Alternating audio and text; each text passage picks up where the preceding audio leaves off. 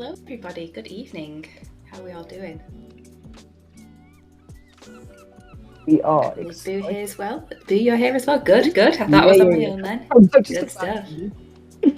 No, I was like, this is a co-cast for a reason.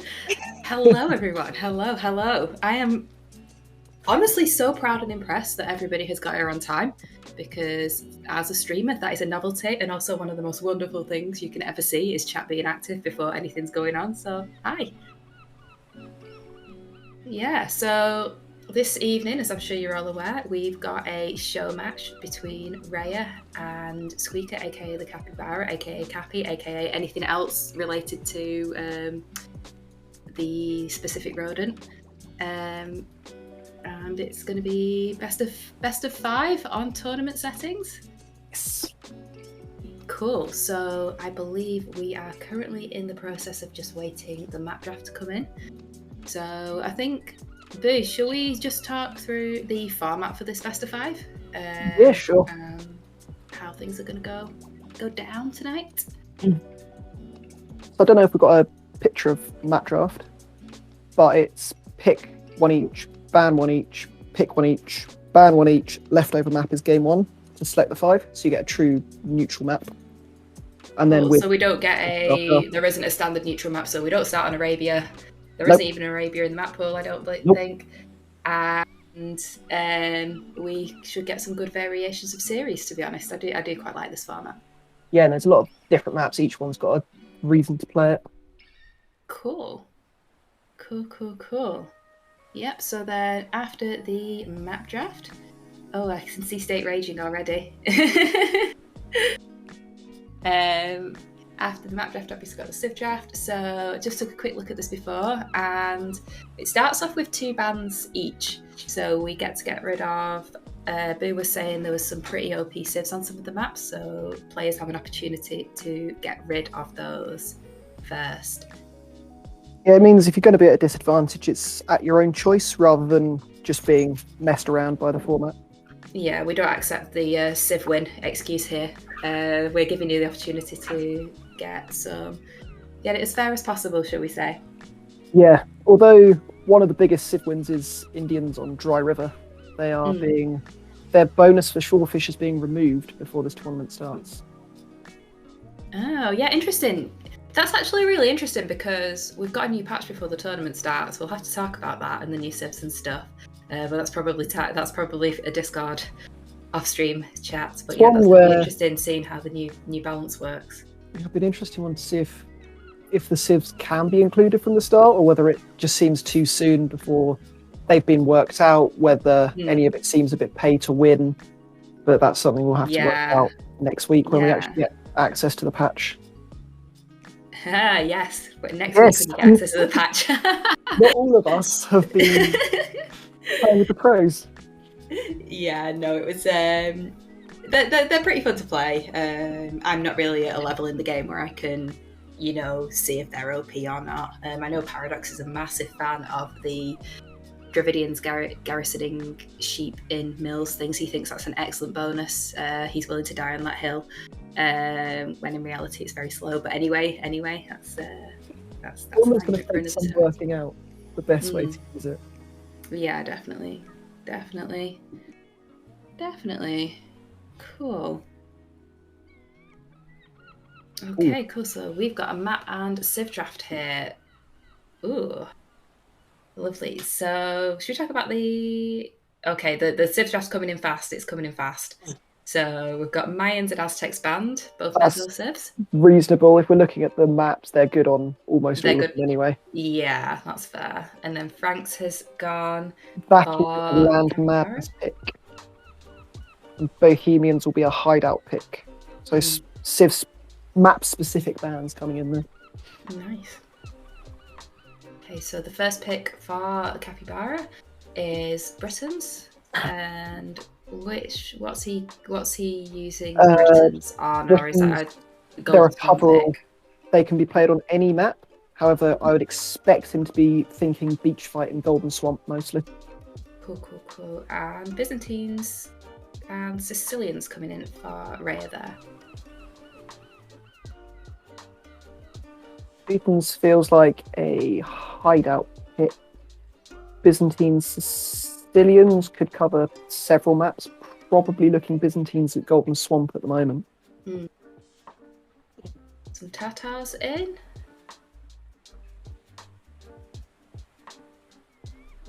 Is that a Gold Rush civ? Potentially, yeah. Yeah. They could be used on Beach Fight and Land Madness, but Gold Rush is probably what you're looking at. Cool. Obviously, you've got the snipe to come, which means you're going to need some flexibility in what you have. So a civ that can cover several maps is really useful. Yeah, definitely. Cool. And then we've got Ethiopians and Turks from Rhea.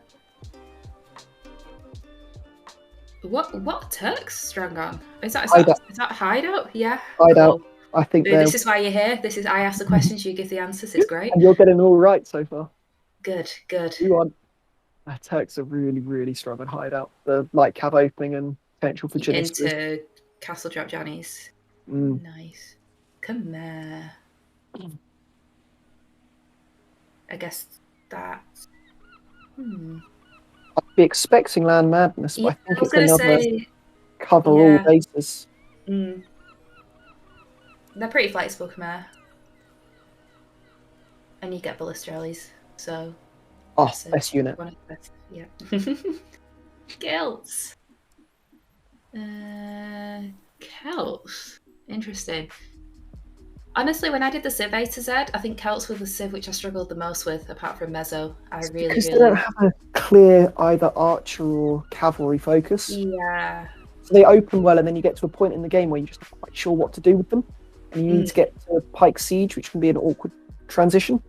That is, it's tough for low elo Pike Siege, because if you don't keep an eye on your siege, it gets sniped by knights, and then you just lose. Or it kills all your pikes. Yeah, exactly. That's happened a lot. Hottie is a fan of Rhea's civs. Apparently they're very cultured civs. If Hottie's calling them cultured, you know he's right. Yes. Cool. Malians, Vietnamese coming in.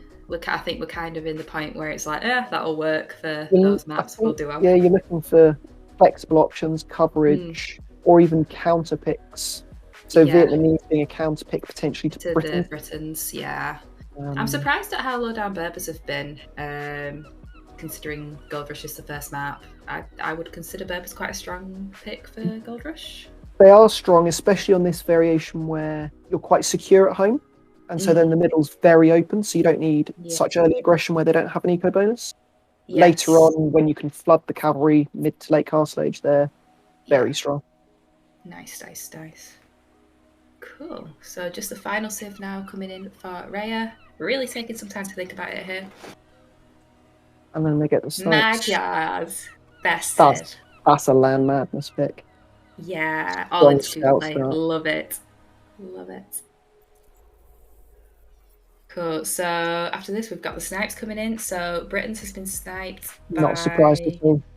Rhea here. Yeah. Received strong civ. And Turks going... Squeaker does not want to deal with the potential of Janissaries. Oh. Which... Are there any civs which these players particularly like or dislike? I think you'll have been playing with them a little bit more than I. I know Squeaker likes Celts, and I think he's going to use that on Golden Swamp. Ooh, nice. The issue for them there is their water isn't strong late game, and you have the awkward transition, but their early game is very strong for hybrid maps, which probably be looking to get an advantage. Yeah. Whereas Rhea's gone top 2 picks, Biz Sicilians. They're very. I know. I'm just really surprised at the Sicilian second pick. It's. But they have very awkward play styles that are hard to counter. That's true. I mean, if you can keep on gold units, then you just kind of win. I just remember taking a fight with Sicilians with knights against pikes, and my knights just didn't die, and I was like, yeah, it just throws balance out the window. Yeah, it's a civ which I would love to see Squeaker try and get to Tars against as Cav Archer or even Berbers. Cav Archer, Camel Archer is really strong against Hoburg. If you can keep the mobility not caught out as much, not so reliant on halbs. True. Obviously, you can run away from everything as well. Lovely. Map draft, they seem to have gone for the more standard maps. Yes. No Chaos Pit, no Dry River, Aw. like chaotic maps. Cape of I Storms. enjoy chaos. I know why. Cape of Storms can get very open. Yeah. Islands was banned, but then they're both in a water tournament at the moment, so I think they're probably looking to try different maps, new ones. Yeah, makes sense. Yeah, so I think we'll be just waiting for them to head on into the first game. So I think it's worth noting on this. That's cool. I think it's worth noting on this that neither myself or Boo are in control of this. We are sitting here and the stream is being produced in front of our very eyes by the genius that is Grandy. So all of the fancy stuff you see on screen is Grandy's masterpiece, and we're literally just talking about it. So it's a completely new experience for us all. Indeed, praise Grandy. No, Tom, that's not the angle I was going for. I was going for praise Grandy. It means we could be sat at the pub doing this. We could be sat at the pub. It is a Friday. Should have thought about this before. I know. I should have had the beer prepped. I don't have the beer prepped. I've just got water. Very sad. Yeah. Fandy, honestly, the first time I saw this, when Grandy was showing us through it, it absolutely blew my mind. I think the production value on this tournament is fantastic, and there's so much more to come as well, which is, I think, just super exciting. Excited. He kept showing us new things, and you're like, how do you do that? Oh no, you just do this, and this. I'm like, oh, okay. Just throw out a random idea, think, can you do this? Comes back next day, yeah, sure, done. Yeah, sure. It's like, what? It's amazing. So yeah. Whilst he's sitting in the background, we'll just praise him relentlessly and make him feel really awkward. Yeah. Cool. Shall we head back on track? So the first game is going to be on Gold Rush. What civs do you reckon each player is going to play, and why? I think Squeaker's got two clear options of Tatars and Berbers. Mm-hmm. I'm not quite sure what Rhea got picked for this map. He could almost use anything. There's nothing. That's true. Malians, their recent change of having 30% extra gold means they can last a lot longer on the outside. So he could go for that, for less pressure to have to play for the middle. Yeah, and Malians have that really nice flexibility through Castle Age as well. Yeah, otherwise I'd probably be looking at Byzantines as a potential counter pick to both Tatars and Berbers. Yeah, I kind of wanted to say Byzantines there. There aren't many. There's nothing else that stands out. Yeah, I was thinking that. Although Byzantines would probably be his go-to for Golden Swamp, but then the way Golden Swamp plays out, you could use Malians, you could use Ethiopian, Sicilians, you could use a lot of civs. Yeah, so Rhea here really keeping his options open. Yeah, he's got less map-specific civs and more of a flexible draft. Excellent. Okay, cool. So we're just going to be a couple of minutes getting into the game number one, but that's fine. We can just chat some more. So Golden Swamp is Celts' hunting grounds. Okay, so why are Celts so crazy on Golden Swamp? Is it the wood bonus? Yeah, it gives them the really good start to be able to get the fishing ships out quickly, open strong man-at-arms play, and then follow up either with docks or with archers. Depends how you want to play for map control. Yeah. So it's just like the accelerated start. That's cool. And then you fast feudal into water control, maybe into middle control, into win. It's sort of on Golden Swamp. It depends how much gold you have at home and how big the water is. So that's the two key factors in Golden Swamp map scripts.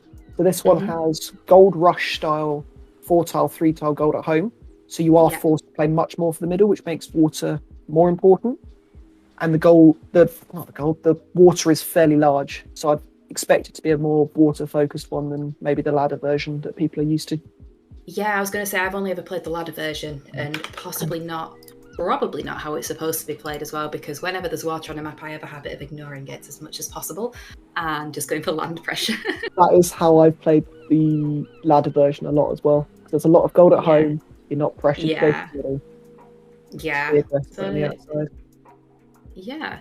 So, just on that note, with scripting, is there any changes which we've made which are different to the ladder versions? I know that I pretty much left you guys to it in terms of the map in terms and stuff. Is there anything else which people should be aware of? No, it's just where the maps have been taken from. So like Gold Rush, Islands are both, and Hideout are all hidden cut formats. Mm-hmm. Beach Fight is a boa map. Golden Swamp was taken from a recent gold focus tourney. So there's nothing different to what they were. We've just changed the aesthetics to make it more fit the theme.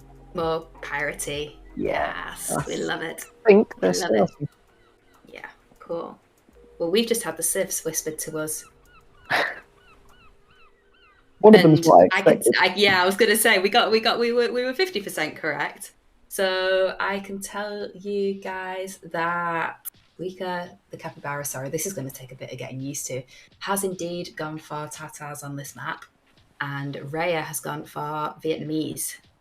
So, what do you think of that matchup, Duke? It's not something I would typically see, to be honest. I think Tatars have by far the better early game, especially with. Yeah, I agree. And the ability to then add in the mobility. Yeah. If Rhea can get to a good mass of Rattans, then it does become a much more interesting matchup. How do Rattans trade against CA? Would that be a unit choice he'd go for? Pretty well, I think. Okay, cool. Because I know they shred archers. Yeah. And especially because Tatar's Hussar have extra pierce armor once you get the unique tech. Mm-hmm. It's very much a matchup that you need that extra firepower. So is there any... Cool. So we're just about to jump into game one here. And here we are, game number one. So in the blue, we have Rhea here playing as the Vietnamese. And looking like it's got pretty wallable map, to be honest. As is expected with this draft, with this map. And yeah, two... the awkward northern goal. Yeah, I was going to say, but I think he can keep that 3 tile pretty safe in the south, it looks like. So I think, and the stone's right at the back as well. So I think he'll figure this one out. Yeah. Cool. So in the yellow over here, we have Viper's Claw. Ooh. Okay. I much prefer Rhea's wood access here. The Capybara, his deer are behind the wood. Well, zebra behind the wood line. That's awkward. That is kind of awkward, and it feels much easier to pressure if Rhea wants to go for some early pressure here. But yeah, choosing to push the deer from behind the wood line here should be able to get it round. I wouldn't do this because it affects my build greatly, but these guys are much higher level. What level are these two, by the way, Boo? 1800, give or take a little bit. I know Squeak has been up over 1900 recently, so it's a good level. Good level, good stuff. So we should see these maps and civs utilised to pretty much their full potential here. It should be wonderful. Cool. So 3 on wood there for the Capybara. Might be going for some early scout pressure if that's the build he's... Unless he's going to go for a quicker men-at-arms build, going less on wood. True. Although... I personally don't know any men-at-arms builds which you can put 3 on wood for, but cool. It's given the wolves, though, I'd expect it to be scouts, because it's a lot harder to get across. Yeah, they are pretty far away from each other as well. Okay.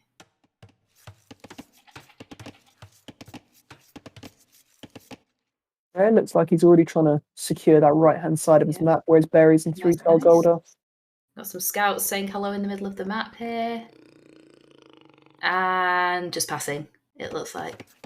Both of them not too happy to engage with anything just yet. It's always a big risk that early.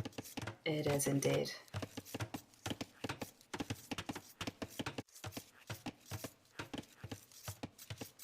Both walling up though. Very Yeah, early. both. Yeah, super early walls coming down from both players here, and it looks like Rhea is just about to find the berries. Yep. So Rhea's obviously got the Vietnamese bonus of knowing where the TC is, which I love because it means you don't send your scouts straight at them generally. I don't know if he's scouted both of Squeaker's golds yet, but if he sees it, he should be very happy with what he's up against. Yeah. Well, he's got that 4 tile at the back there just coming in, just wandering around the back. And yeah, I mean, Squeaker choosing to wall straight through that stone as well. So yeah, Squeaker's map is really not ideal here, and left quite a lot of the deer out the front there, only choosing to push in one. I guess with the Tata sheep bonus, he should be okay, but he will be, yeah. Yeah. It's just the issue of convenience versus reward. Definitely. Okay, so we've got Capybara just clicking up and getting housed at the same time on 20 pop here. Nice. Could almost say you planned it, maybe. I think given current eco balance from Squeaker at the moment, you're looking scouts opening, definitely. It looks like it. It looks quite food heavy at the moment, and we've gotten up to 9 onward there. And choosing to small wall the berries as well. I think that's wise because they are a little bit off to the side there. I'm just going to have to defend that area. Rhea's build's looking a lot more passive, a lot more like he's just going to wall up the right hand side, defend the opening on the left with archers, and then take it from there. Yeah, so Rhea are only just clicking up now. So is that what we expecting to see? Is this going to be 1 range or 2 range archers? I think just 1 range, couple of spears, very eco-focused, passive approach. Yeah. Look for castle age quicker, and then try and get onto the crossbow power spike before Squeaker can get onto Thumbering. Nice. Yeah, the sheep lasts forever of Tatars as well. That's ridiculous. Imagine still having 4 sheep in feudal age. It does make stable getting dropped straight away. Yeah, I do like that. But there isn't a hole next to that house, is there? No. Cool. Yeah, Rhea is very aware of what's coming. Exactly. So I think Rhea should be fine with this. Rhea's pretty much walled. Maybe a couple of spears to defend the gold, but I think Capybara's going to struggle to do damage in the window, which he has here. Oh, okay. That house was not to his satisfaction. I think it was more just to guarantee the barracks going up. Imagine if that was 50 paladin. Though. Oh, I can't imagine. Like, Okay, so Rhea here just hitting the feudal age, choosing to run his scout. I think the scouts are pretty much equal HP, but we've got other units coming out at this point, so not quite as relevant. So just the 1 range and fast blacksmith as well. So going for fast collection? Yes, he should be. Cool. I think he's just going to finish off his walls, use the spears to help him out. Yeah. And then he can dictate the game without having to worry about. I love that wall off as well. It's so satisfying across the corner. Look how much safe wood there is in the back for Rhea there. He's gained himself so much space. He's even taken a long distance now because he can. Yeah. I think the investment into scouts isn't going to do too much for the Capybara here. I would be expecting him to drop a range and add skirms very soon to follow this up. Yeah. And look, as if by magic, there we go. We've got a range halfway on its way up. And just completing the wall off as well. God, that's an awkward wall off there. So much wood invested as well. Yeah, it is. Got 5 scouts on the field, just not really able to do very much, unfortunately. The value of the scouts here is it gains him map control. He knows exactly what's going on and sets his eco up really nicely. But obviously, it's not being able to do any damage. So I think he's going to use it to set himself up for cav archers in the long run. That would make sense playing to his civ bonus. So here we go. We've got what is that? 2 spears and 3 archers and a scout moving across the map there. Yes. Damn, it sounds like they're going into a bar, doesn't it? Yeah, just fletching just come in now. Should be in shortly. Nice timing on that. Then it should come in. Oh, now we're gonna. Oh no, the scouts. I think the scouts are gonna have to take this fight if they want to keep. If they want to keep. There are 3 skirms there. Yeah, that's So, scary. If he can pick off a spear or 2, then he's going to be in a good position.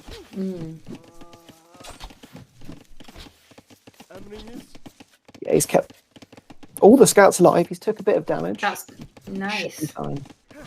And nice defense there with the skirms. No fletching in there for Squeaker. And yeah, we've just got Rhea there backing up to the hill, trying to get as much value as possible from that. Yeah, he knows he's going to lose it, so you've just got to do what you can. Yeah. Be happy that you forced the skirm investment. Go from there. I think delaying fetching is a greedy move, but obviously it wasn't necessary for that fight. It means you can go for a quicker castlage. If you do keep delaying it, you do choose to go for it, it means you're accepting there might be more engagements or more significant ones in feud mode still. Yeah, so didn't have a blacksmith, so couldn't get a fletching.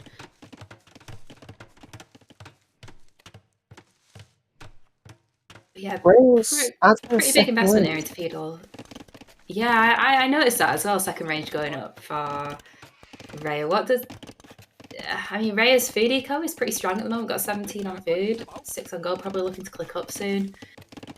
Squeaker, meanwhile, is just a little bit behind on that, but that's kind of expected, I think, with the Scouts investment. Yeah. I'm surprised by the second range, because if you're fully walled with such a good map, with so much space... And it's just skirms as well, right? So... Yeah, I'd rather see the second range come up when you've clicked Castle Age. Yeah. Get back at the time. Crossbows, power spike is what you're paying for. Absolutely.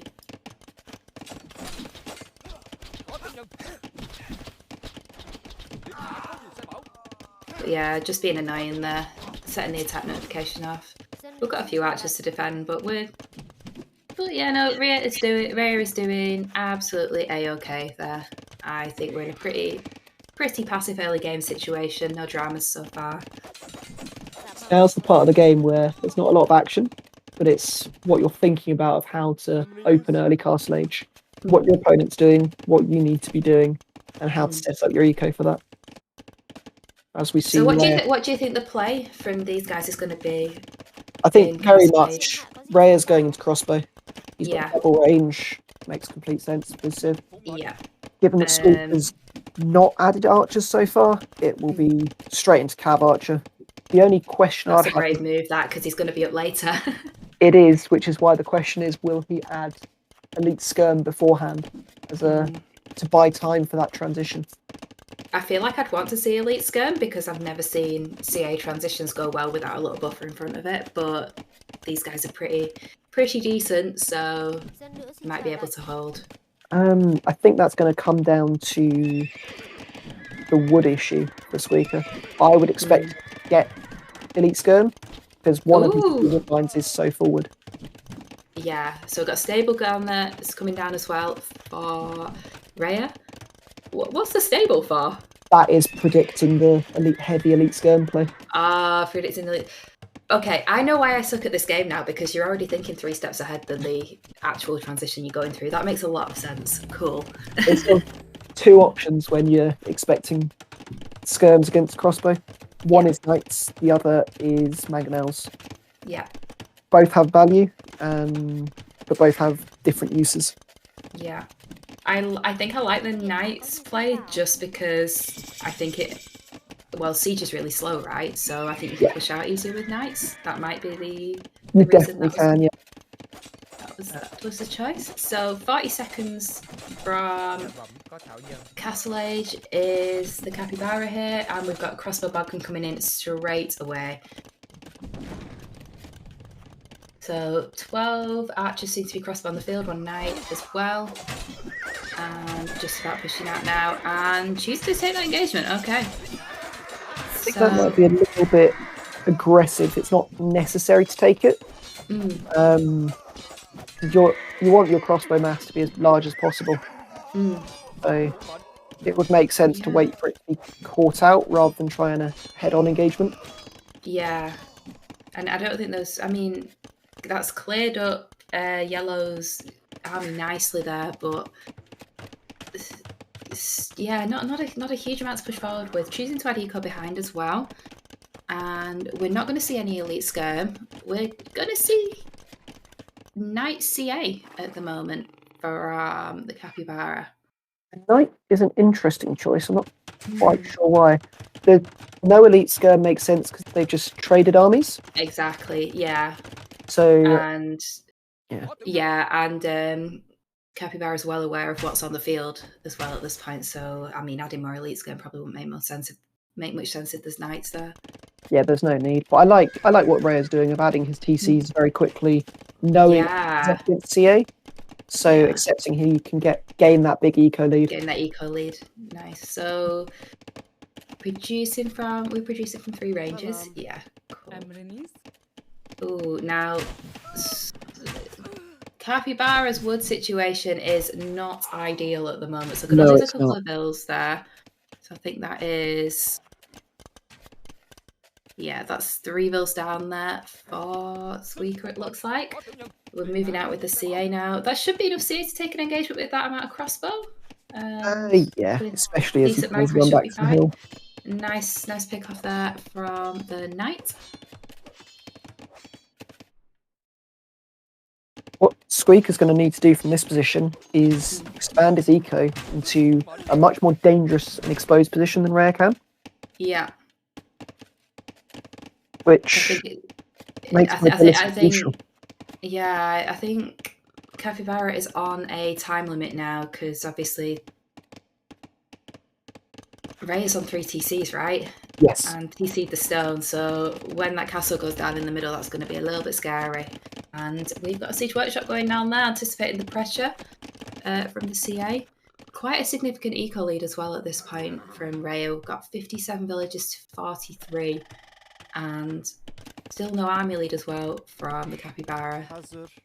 It is the issue of trying to mass the CA quickly enough, which means obviously he's playing 3 range, you can't add the eco quickly. I think given that Tatar should be better late game with the CA hustle, I think Rhea's playing for that earlier in bigger eco to start with, and then take his power spike there. Yeah, so super passive for game 1 here. Really not seeing too much going on. So wheelbarrow coming in as well, and elite skirm from Rhea. I mean, I guess he has the eco to back it up, but I didn't really think it was too necessary with the siege workshop. Maybe you'd think otherwise. I would think one or the other for now. The siege workshop would be very useful if Squeaker does decide to come forward siege himself. But yeah, I think he's playing it very safe. He could be greedier and only need one or the other. But ultimately, to snipe the. Are you gonna get it? Just about, yeah, I think. Just about gets it. Yeah, and gets away alive. Good night. The issue Rhea's running into at the moment is that he's got no map control, and Squeaker's army is getting into a very large mass. A very scary position as well, yeah. And the Tatars with the hill bonus is pretty scary on this map and can push off into Rhea's base here. And there we go. We've got the Capybara. Ooh, nice dodge. Putting the forward TC down in the middle. Gonna go to gold there. I always struggle with market use on map like this when one player has the middle and one player doesn't, because the gold price goes really weird. Yes, it's an awkward one to play. It's where you're being thrown off your standard game of being used to having access to gold. So you want to use it as little as possible, but then because otherwise you give your opponent good prices, but then ultimately it's unavoidable at times, especially if you're the one without the middle. Cool. So that's a pretty super scary massive CA there at the moment. I think it's at 30 CA. Holy. Yeah. Neither player thinking about input at the moment as well. Resources, Yeah, we're still on the army mass stage. It looks like. I think you need to gain some map control. If I was Rare, I'd be looking at gaining a position roughly where he is now. Get a castle there, TC there, and then click in. It looks like that's what he's planning to do. We're nearly on enough stone for a castle. I think we're going to see a big engagement here as well, with the knights going for the mangonels. And the CA also choosing to snipe the mangonels. I think this fight could have been very good for Rare, but he doesn't have to listen. Yikes. It's Squeak could get in, snipe the mangonels, and run back away. Yeah. I think that's a really nice use of Capybara's army, though. Really keeping that mass alive. 31 CA at the moment, and still got those 3 knights as well, which I think are about to die. Oh no, we run away. Okay, cool. Squeak is still seeing. He's got the second armor for knights. He's adding a few more in now, obviously recognising the siege and skirmishers. And then has stalled his CA production, knowing he's got the mass to be able to add the eco back in. Indeed. Now, the one thing I can kind of see as being an issue for the Capybara here is super late on stone, whereas I think we're going to see a castle in the middle. I don't think... Rhea can't push forward, though, really. Does he not have the mass to deal with that at the moment? It's going to be close, and it's going to depend where Squeaker's army is. But I think he's going to want to get a castle in that position just outside his base. If he secures long-term gold, he can then play greedy for Imp. Especially as Squeaker's not really using his mobility to pressure. We're just letting the horses rest. I respect that. He takes good care of his army. He's a good leader. Clearly hasn't been learning from me about how to look after horses. Oh wow, so replacing that castle as well. And it's a good position, I think. He's not getting too greedy for space. Yeah.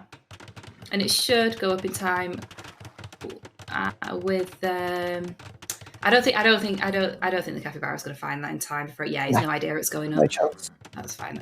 That should be all good. It's also a really nice position because it gives him somewhere to fall back to that's not below the hill. True. Which makes the task more important. True that. So, would you like to have seen the Capybara being more active with his army here? Like, it feels like it's just been kind of a little bit of a stalemate in the middle of it. Is it worth going around for raids? You know, trying to make faster reactions from Rhea? It's always worth it, but given how Rhea's set up his base from the early game so carefully, he hasn't been able to find much damage at all, especially with all the wood Rhea had in the back of his base. So I think he could have been more active, but I'm not sure he would have actually found the damage. Yeah. The other option he had was forward siege and be really aggressive, but then you're playing a game of I need to win with this push, or I'm going to get beaten with the earlier Imp, having gone all in. Woofed. Good hit there from the bold castle. Every bold castle. That is a very bold castle, but I like the energy. I think he's got the army mass to guarantee it. Yeah, that's it. I think Rhea's in a really nice spot now, to be honest. Like, look at his resources coming in. He can click up to him in like 30 seconds, maybe. And then with this amount of like map control, it looks like he's doing a-okay. I think he's got into the position he wants to be with this Civ matchup, which is the earlier Imp. And I think he should stay on Arbalest and add double treb from the 2 castles. Yeah. So I'm guessing Rhea is aware that the Capybara does not have a castle in the middle yet as well. And he's up to Imp as well. Yeah. Nice. I really like Rhea's spot right now. And the CA are finally going forward as well. Finally going forward to try and do some damage here. Yeah, Rhea's been very good with those house walls behind, so there's not much to do. And with the threat of 2 castles in the middle, you're thinking you're split off from being able to reinforce well, even though he doesn't know it yet, well, he knows it now. And then the threat of Imp.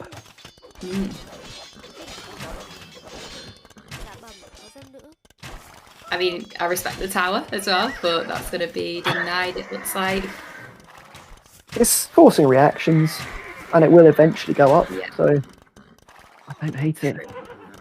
And if you force Squeaker onto a different gold that's more exposed, well, yeah, and there doesn't look to be too much gold kind of on Squeaker's side of the map as well, and the kind of the southeast side. He's got those 2 piles either side.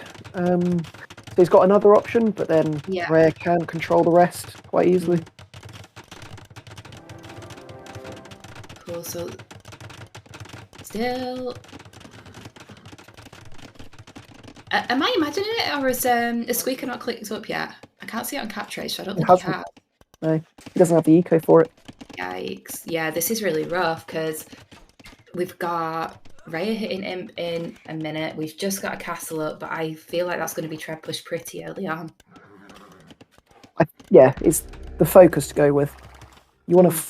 The awkward bit is pushing tiles back uphill, but if you clear the castle, it's a lot easier to do. Yeah, I'd be expecting our bracer chemistry double tread from Rhea straight away, or as close to that as possible. Depends on his gold count. Yeah, I can almost smell the steam from Grandy's PC from here as well. Like, but yeah, no, we're doing all right. We're doing all right.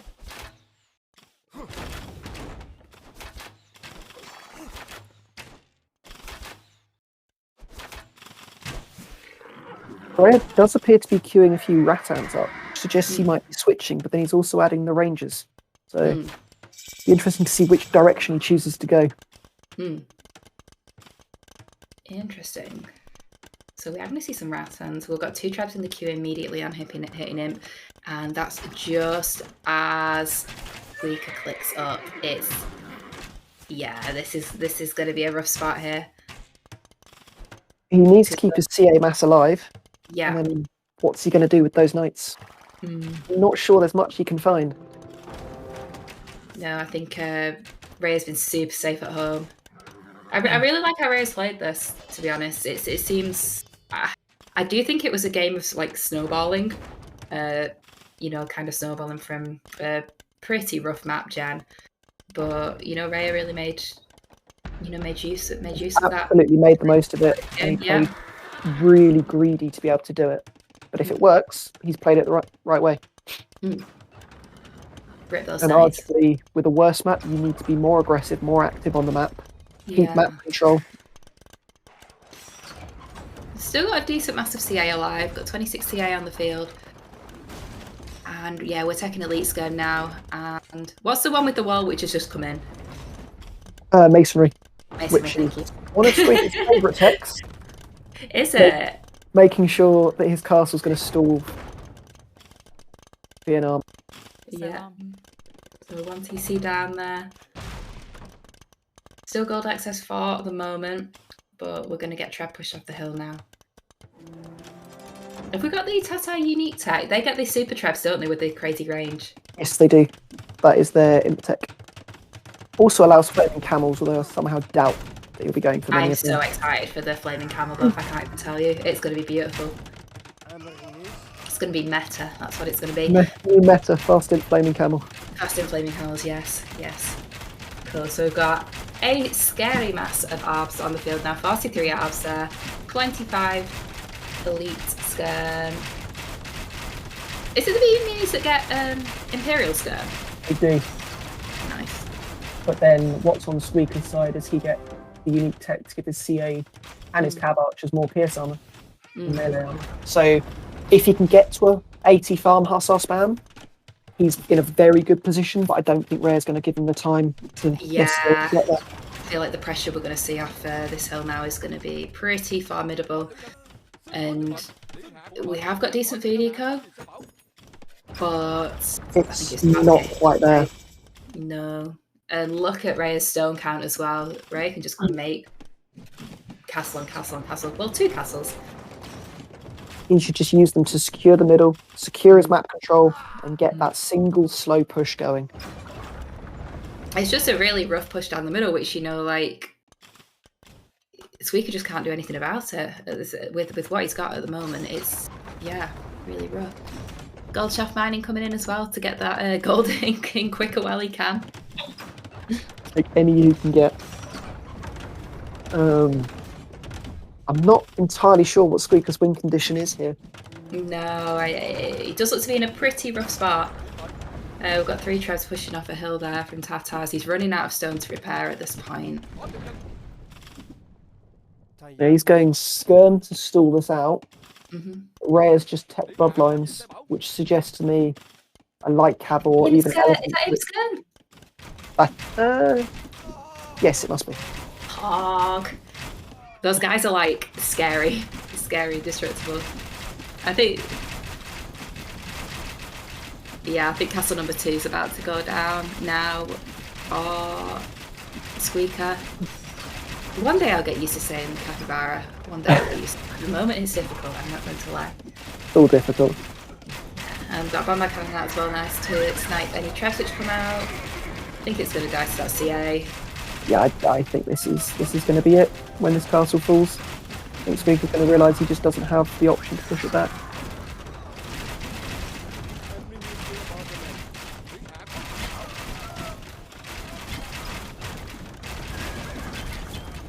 Yeah, this looks like we're losing all the army here.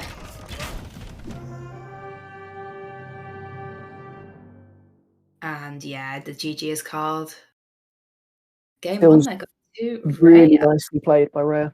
It's kind of clinical, it felt like, to be honest, you know. Nice maintaining the army, nice pressure, only taking engagement when they need to. And yeah, middle control when they need to. Yeah, good game. Good first One game. dodgy engagement early castle age. I agree. After that, he's played it really, really well. Possibly wasn't sure of how all in it was going to be, so maybe felt like he needed to push out just to see what was going on. I'm not sure, but yeah, no, really nice game there for game 1. Squeaker's choice of map next. Yes. Grandy, I just want to let you know, you're probably aware, but the stream which I'm watching was running at about maybe 2 frames per second, so I'm happy to observe the game separately if it eases up pressure on your PC, but just let me know.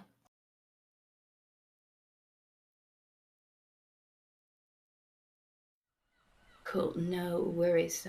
So, choice between beach fight and hideout. Beach fight and hideout, nice. Okay, so we've got a loss with Tatars and a win with Vietnamese. I love this overlay so much. It is so informative and so good. Oh.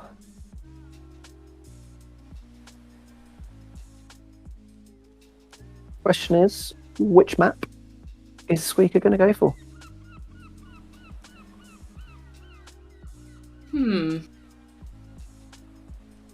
Both are slightly more closed off than Gold Rush. Do you know if he has any preferences on what he enjoys playing? I've never seen him play Beach Fight 1v1. I know he's absolutely fine with hideout. I think Beach Fight. I feel like I'd want a kind of a more standard map after a loss, just to kind of, you know, feel like I get my confidence back up. But then maybe he also thinks he can take an unfamiliar map. Or maybe he's got a strat prepared for Beach Fight. It'd be interesting to see. I think a change of pace is often good after a loss, which both of these maps do offer. Hideout more so. Especially given the start on it. But as you said, if he's got something prepared for Beach Fight, throwing Rhea out of his comfort zone would be a good idea too. Yeah, because you've been in the scene longer than me, Boo, but I've never seen Beach Fight played in a tournament setting. Has it been popular in the past? Like, it was Battle of Africa. It was used in both 1 and 2. So I've only seen it 3v3. Interesting. So not in the 1v1 format. No. But cool. On that map, there is no stone. So selling it is very costly. And castles, towers are very rarely seen. You have to buy them. Oh, but yeah. In the 3v3, I don't know how much of it down to it being map draft and civ draft, or whether it was just good strategy choice. You could see everything from scouts to knights, FC knights.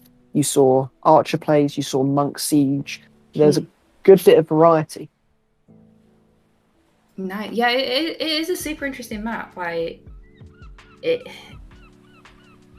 the openness and the density of the resin, the carders is pretty cool. It's pretty cool. Especially if you can see sort of on the outside of it, there's a lot of area where you can't actually build on. So you've got the central area which you can, corners which you can. The rest of it, you can only build. That. You can't build walls. You can build walls and nothing else. Okay. So yeah, it really does make it quite a condensed map. It really does, and it is what they're going for next. It is interesting. So we've also just had the civs told to us, so I can tell you that it's going to be Malay versus Malians. So the Capybara here is going to be obviously picking the Malay, with Rhea going for Malians. So what do you think of that matchup? Is it particularly one-sided? Or... If it was Arabia, I would be very much yes on the side of Malians. However, the start is different. You start with farms, no boars. You have to go looking for any extra goats. There's hunt in the corners, and it's a much more closed off map. So Malay potentially can make use of their quicker uptimes and use those power spikes, which especially for him could be strong. Yeah, that's super. Yeah. I mean, Tom's saying trash Ellie's against Malians should be good. I agree. And Ellie's in every single scenario, to be honest. If you get long-term gold control with one of the corners, elephants is a really good option. The other thing I found really interesting was, like the density of the food in the north and the south of the map. We'll see this when we go into the game in a minute, but I'd be interested to see if the players choose to go out and make use of that.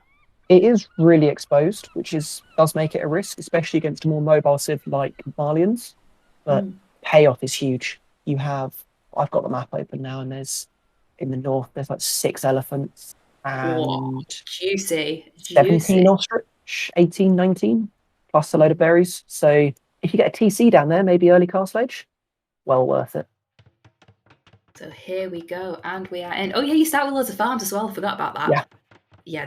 This map is chaotic. It means different civs are good for it. Okay, so I literally could not pass comment on the build you do for this. I'm guessing you go kind of straight to farms? Yes. And eventually because they're there. Straight to farms, bring your goats in as you find them around the outside of the map. Yeah. And then I think there's a lot of scope for variation. So, for instance, Rhea is quite close to the south in terms of where he spawned, so he could risk going down there for hunt. Squeaker, I don't think has that option, but he's closer to his gold. He is close to the gold. Yeah, that's nice. So it's kind of almost a trade-off there. It sort of favours Rhea early on. Yeah. But Squeaker long term should have easier protection of his gold, which is what matters. Definitely. So you can see there as well that the what's visible to the players upon starting. So both gold patches are visible to each player, but the north and south of the map are not. So they have to scout them themselves. It does make for a different style of play when you get that little bit of extra knowledge on what's going on. Yeah, definitely. So I'm guessing this might be a really stupid question, but I'm guessing when the players can see when the other player builds on there as well. So it's basically just a scouted map. It's as if you can see it entirely. Okay, cool. So that's actually really interesting. So the other player could see when the other player heads out to the side of the map. Oh, we've got an elephant coming in here with a very low HP scout. Oh, that makes me nervous. It is, but I think it's probably worth it. It's good use of it. Yeah, exactly. It's also where meso civs will be really strong, because then you can just heal your eagle back up. Nice. So got one Ellie in there, nice and safe for Rhea. It's good recognition of how close he is to take that hunt. Yeah, definitely. Interestingly, for both of them, their maps are very close towards the middle. Very easy to wall off. But the outside is so open that it's going to lead to probably a very passive feudal age into Yeah. quite an aggressive castle age. Yeah, I mean, if you're able to kind of secure the map from the middle, then it's kind of long distance, and that looks what both players are doing here.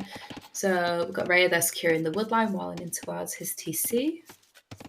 There is some pretty exposed on the side there for both players.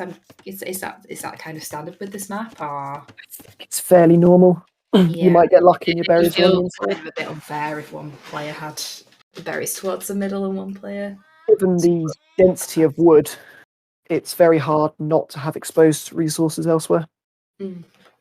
Okay, so that's interesting. So Squeaker is going to notice that Rhea's scout is low HP, so that he's probably going to realise that means he's taken an elephant from the outside there. I think he's also trying to track him down, because if you can kill that scout early on, you can get away with a lot more. Definitely.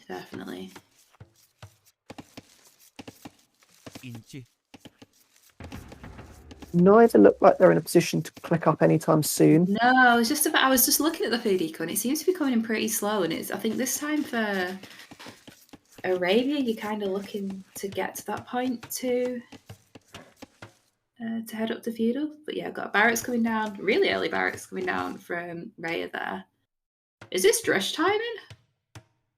It's after his mill. He's going to choose at the mill. But could choose to Drush FC potentially.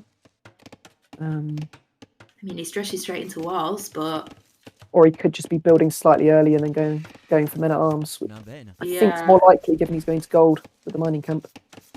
True that.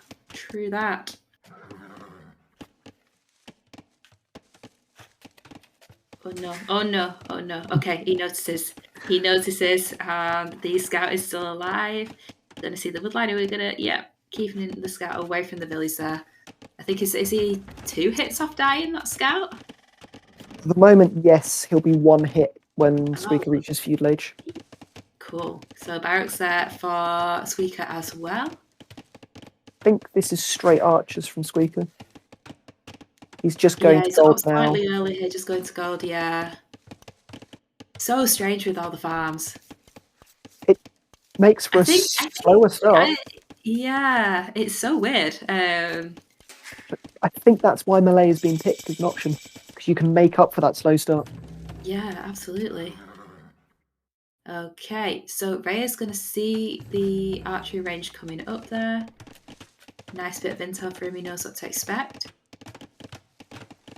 Then if you remember, Marley and men at arms, extra pierce armor. So you're going to need to invest more probably into fletching before you can engage them properly. So straight into the wall there as well. And Squeaker's going to wall behind as well. Yeah, I think Squeaker's in a fine position here, to be honest. Yeah, his position's really good. I know it was a long way to send the drush around the outside, but Rhea scouted that was open. Yeah. I guess he might have assumed that it was walled by that point, but I feel like that was. I think he just should have gone straight round. It's forcing reactions, but I don't think it's going to be enough because he's not forced the walls to be downhill. Yeah, and that range is much later, so there's already going to be archers out from Squeaker here. He hasn't and even now picked the arms. drush is going around. Well, now they're going around the outside. Yeah, I think he's panicked. I think he's realised he's a little bit far behind here, and got blacksmith going down there, so it's going to be fletching first before 2 rangers. We've got tower coming down. Okay, that's a huge investment. What? And oh no! And the singular fill. That's what a find! What a find! That is a great find. And we're going to get a mill kill here. He's going to get it. Just about, yeah. I think he's going to delete the tower. Oh, sorry. He's either got to delete it or send more bills to go finish it. Yeah. I think he was looking elsewhere. Then it looks like. I think he had the militia on the gold. Okay, so still 1 range at the moment. We've got 3 militia still alive. We've got more bills coming out for that tower. It is going to go up now, but what does it do? Would you not have wanted to see it on the woodline? He's trying to use it to force his way in, but without the Men at Arms upgrade, I just don't see that happening. We've got a defensive tower then coming up for Squeaker, which I think he's investing quite a lot in it, but I think it will just about go up if he forces it down. And I'd like to see him put his archers inside it to save villager time. Yeah, this is turning into a 1 TC game then. They're going to have to buy every TC they want. Nice, nice. Which should favour melee. They will like that more. I just realised that they can't mine stone, so there's 2 towers up now, and that's it, right? That's it. If you want a TC, you're going to have to buy it.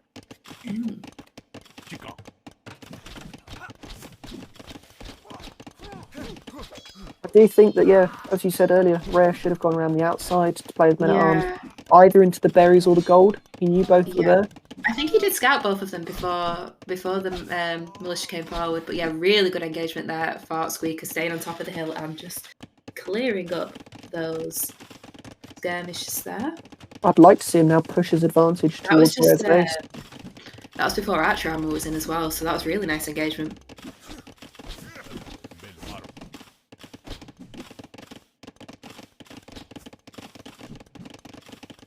Squeaker going to go with that army. Quite round into the base. Ignore the tower area. Try and find damage. Yeah, I'm not sure how much... not much scouting intel that Squeaker's got at the moment.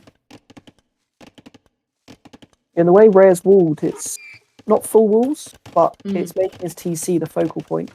Which means I don't think Squeaker's going to find much damage at all. No, and he does have units at home to defend as well, and probably won't want to... Quite a few of those are very low health as well. Doesn't know where the berries are. There's quite a few bills there, so... It is probably going to look to put a bit of pressure on there. But yeah, no, we've got Rhea's army there nicely in defence. Not really able to find any damage. Oh, Rhea, we just saw earlier, he's got 1 archer just sat behind Squeaker's woodline being a pain. He's just trying to distract whilst he defends at home. Nice. That is so annoying. It is, because... Especially when you forget about it, because you ignore it, and then it turns to a crossbow, and it's like, oh, well, shit. Now this is bad. However, the big factor here is Squeaker's 7 vills up. 7? Oh my god, I didn't even notice that. Holy. That's down to wheelbarrow and the melee uptime. So... that makes sense. I was looking at the eco kill def and I was like, what? But yeah, and the idle time's not very different. Indeed, yeah. We've got a market going down there for Squeaker, and he's going to buy his way up. He's floating a bit of gold here, so he's going to be up scarily quick. As melee, yeah. Yeah. And if he gets a decent mass of archers that he can turn into crossbows, I'd like to see him snowball it. Potentially go crossbow, find a hill round right the other, and add siege. Yeah, no, nice. Still a slight army lead there for Squeaker. And yeah, both are going to be up at roughly the same time. Well, they're going to be click up at roughly the same time, but Squeaker's going to be well ahead because thanks for Second range makes complete sense to Squeaker. Double down on the crossbows. Yeah, slowly walling his base in as well. That's really nice. Now the question is, when are they going to move out for either hunt or gold? Given they can't TC without buying. Do you think the game's going to go on that long? Because well, I think there's going to be some... Oh, I guess there's a huge skirm commitment here from... We've got nearly 10 skirms on the field from Rhea. If you're expecting to be up later against a civ without good cavalry, elite skirm is the thing to play for. Yeah.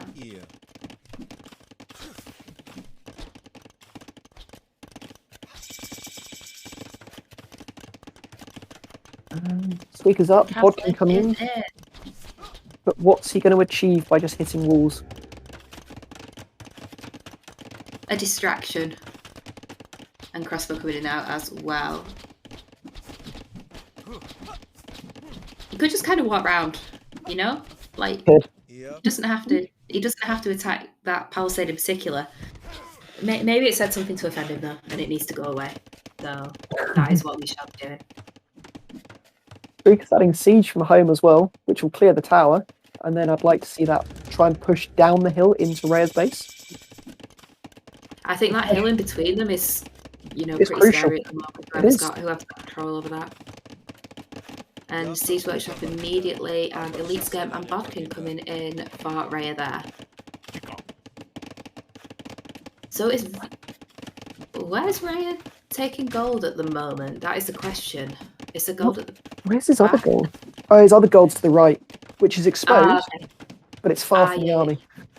Yeah, cool. I was looking, I was like, I see bills on gold, but I cannot see bills on gold.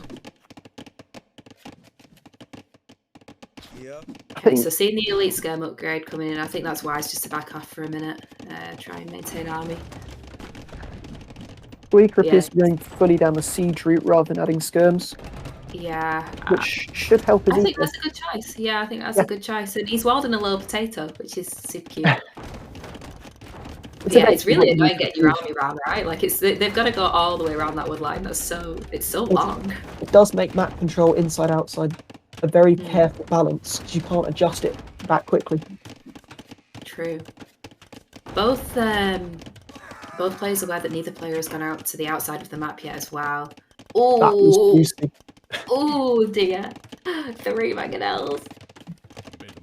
It's in a situation like this where both have committed to 1 TC, neither have the stone for a second, but I'd like to see one of them go to the hunt. Gain that equally. Oh gosh, this is not pretty. this is not pretty for Rhea at all. This is where Rhea this is the problem with scams, isn't it? Yep. I think it was a lovely move there to go down the siege route, to be honest. Yeah. It's where if you have big eco, you could go into knights, and then the siege wouldn't be that big an issue. But given that you can't, I think Squeaker's choice to play crossbow mangonel is really strong. Yeah, I agree. Just keeps getting those skirms. He is playing well today. He is playing well. He does need to keep this pressure up though, because Squeaker's wood access is a little bit dicey. I'm still able to take up the side, not so bad. Again, where this hill is so important because almost all of their wood for both players is rangeable from that one hill. Indeed. Yeah, the heavy siege play here works really nicely. So we've got a monastery coming up as well. He's adding a second. He's going to go for a second. Oh boy. We're going to see some clownery here? That's redemption, yeah. I'm seeing it. Yeah, it's redemption, yeah. Squeaker's a clown now. Nice. And if you, one conversion on these mangonels, you can use it to clear your opponent's other mangonel, and then good spot. It saves you from having to play in such awkward mangonel fight up and down hills. And 3 mangonels, basically. You just get more. Rhea, I think Rhea's going to mirror it. Both. I don't know if you go 2 monastery, but both get redemption. Oh, I can bet 1 mangonel. You can bet it back. Nice. Then monks can swing it. Yeah. I think that's the play with these low eco games, right? Just go gold heavy units and try and... Yeah. Because... Don't make your own units, just take away your opponents. That's good from Rhea scouting the north, making sure Squeaker isn't on it, especially as Rhea was just adding a TC in the south. Ooh. So he's bought the stone, and he's gone to the south. Is this him realising that he's possibly losing control over this area now? And... yes, and knowing he needs bigger eco. Nice. So the Bills are making the pilgrimage across the beach here. Lovely sand, by the way. But yeah, I think that monastery is going to go down pretty quickly with that amount of mangonels on it. And we've just got the 1 in the siege workshop there from Rhea. Done a good job to clean up one of the monks. He's managed to keep his siege workshop up. Bought himself some more time.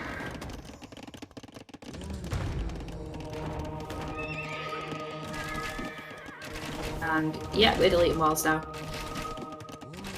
I think you want the space when you've got the mangonels. You don't want them to stack and you you don't want 1 mangonel to be able to take on 4.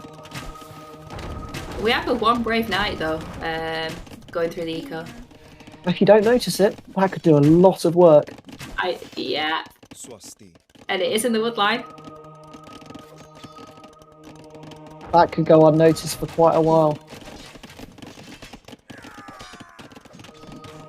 But then, what does Rhea have to stop this single push down the middle? All those mangonels, good ball of archers. It's so scary. Yeah, trying to go into like. Is that the original scout? Oh no, he's dead now anyway. It doesn't matter. But oh, rip those fills. Yeah, the KD's looking really good for Squeak here as well. It's 34-16 at the moment. And yeah, no, just the sheer map presence really nice. I think this is where the middle is so important. Because although you've got the lure of the outside with big res, food and gold, if you lose access to the middle, you've got no wood. That's your wood, yeah. And these single pushes with a lot of siege can get very powerful. And Squeak has clicked up. Oh boy. You won't afford much. Still on 1 TC, but yep. And still equal in bills, which is quite nice. But it's the classic thing of Rhea can add eco, but what's he got to stop this? Yeah, I mean Rhea's just trying to go down the cav route here.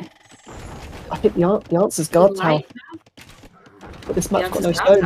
Okay. It's got no stone. There's no stone. Oh no. It isn't the answer then, is it really? No. Ooh, that was a nice shot there. It was a big one. The mangonels there. I think Rhea's, given there's no stone, he's going to go all in with Knight Light Cap. Nice. I just don't know if he has the ecos to sustain that though. Like he's 23 on food, but most of them are in the south and he could get pushed off his farms. This map is very restrictive in space, which is almost your most important resource.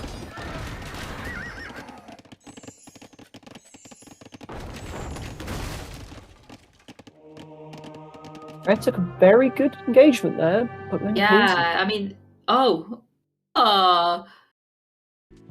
seeing, it was that seeing in him, feeling that there's nothing he can do anymore. But yeah, no, Squeak looks super strong in there. I think he knows that if he loses those mangonels, it's game over because he just doesn't have the eco to sustain the knights at a big enough rate. I'd have liked to see him try for a little bit more, but I understand why he's gone. Yeah, it's GG though, because that ties it up at 1-1 here. Nice. But yeah, no, it looks like Squeaker did have something prepared for that. I think I like Melee on this because it makes use of the early power spikes, and you've kind of just got to go in with like low eco, gold heavy plays. It seems made up for the difficulties of the map, being able to age up quickly. Lovely. Cool. So next up, I'm going to go to one. Oh, we're just going through the stats here. We all love a bit of stats. I'm honestly it went to Imp. You know, like I thought that Squeaker had this in early Castle Age. But yeah, it was a really nice game. And I think it's a really nice showcase of the map as well and how the middle control. It was in a really good position with a really good strat, but it's very hard to finish it off in Castle Age. But yeah, once you hit Imp, I think it was sort of inevitable. So it's going to be Rhea's home map next, of which has the choice between Golden Swamp and Land Madness. Nice. I like either of those options, to be honest. Both very different maps, very interesting maps, very unique playstyles. I'd love to see all in Magyar Scouts on Land Madness. I love it. So the map they're going to go for is Golden Swamp. For which we've got two obvious picks: Celts for Squeaker and Byzantines for Rhea. They're the ones that stand out. Cool. Yeah, this is another map which, again, I've played it I think when it was in the map pool ages ago, but I'm not 100% sure on how to utilise it. But yeah, no, it should be Celts, Biz, nice. So it's almost if you're alright at the game, boo. They were the ones that stood out from the start, and I'm not surprised by it at all. So what do you think the play is going to be then? How do you think the game's going to pan out? Squeaker will open men-at-arms, Mm-hmm. but I'm not sure how he'll follow it up. He'll have the option of docks and fire ships or galleys, or go into archers around the side. Mm-hmm. I think Rhea, given his Byzantines, will want to play much more safe at home, probably wall up early, play for water, use his fire ship bonus, and then take it late. His Cataphracts is his big win condition. Oh, Cataphracts would be pretty hog. Whereas I think Squeaker's going to want to play with another heavy mangonel push, potentially. Yeah. Oh, look at Squeaker doing the aggressive plays. I'm proud. I'm so proud. It's an interesting matchup with one clear end game win condition. But with a hybrid map, it's not that simple to get there. No. Yeah, I find this one weird.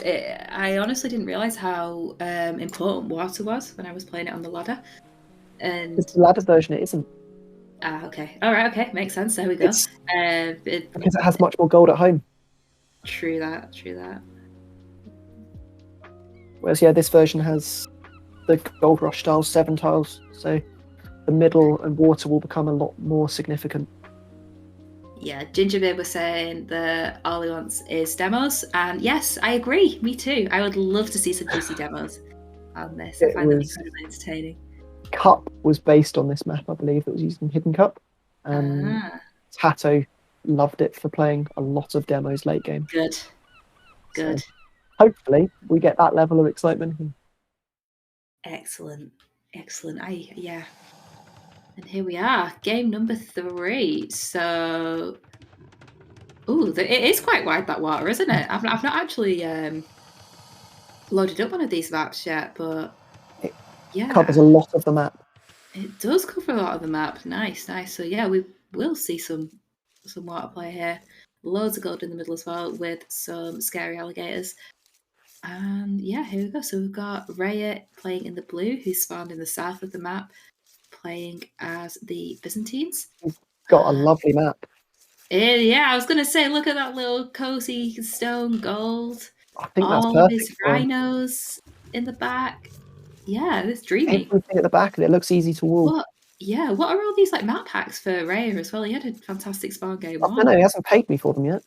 Has he not? Unbelievable. We'll be having words after the stream. We'll be having words. Lovely. Cool. So just getting some scouting out there, and then in the kind of the northeast of the map, we shall say, we have Squeaker. So he's got his spawn isn't too bad, right? The one difference between them is the wood access. I was going to say, it seems a little bit further away for Squeaker here. He doesn't have the berries right at the back. Yeah, that's true. But as he's the one wanting to play aggressive, I don't think that's going to be an issue. It should be okay.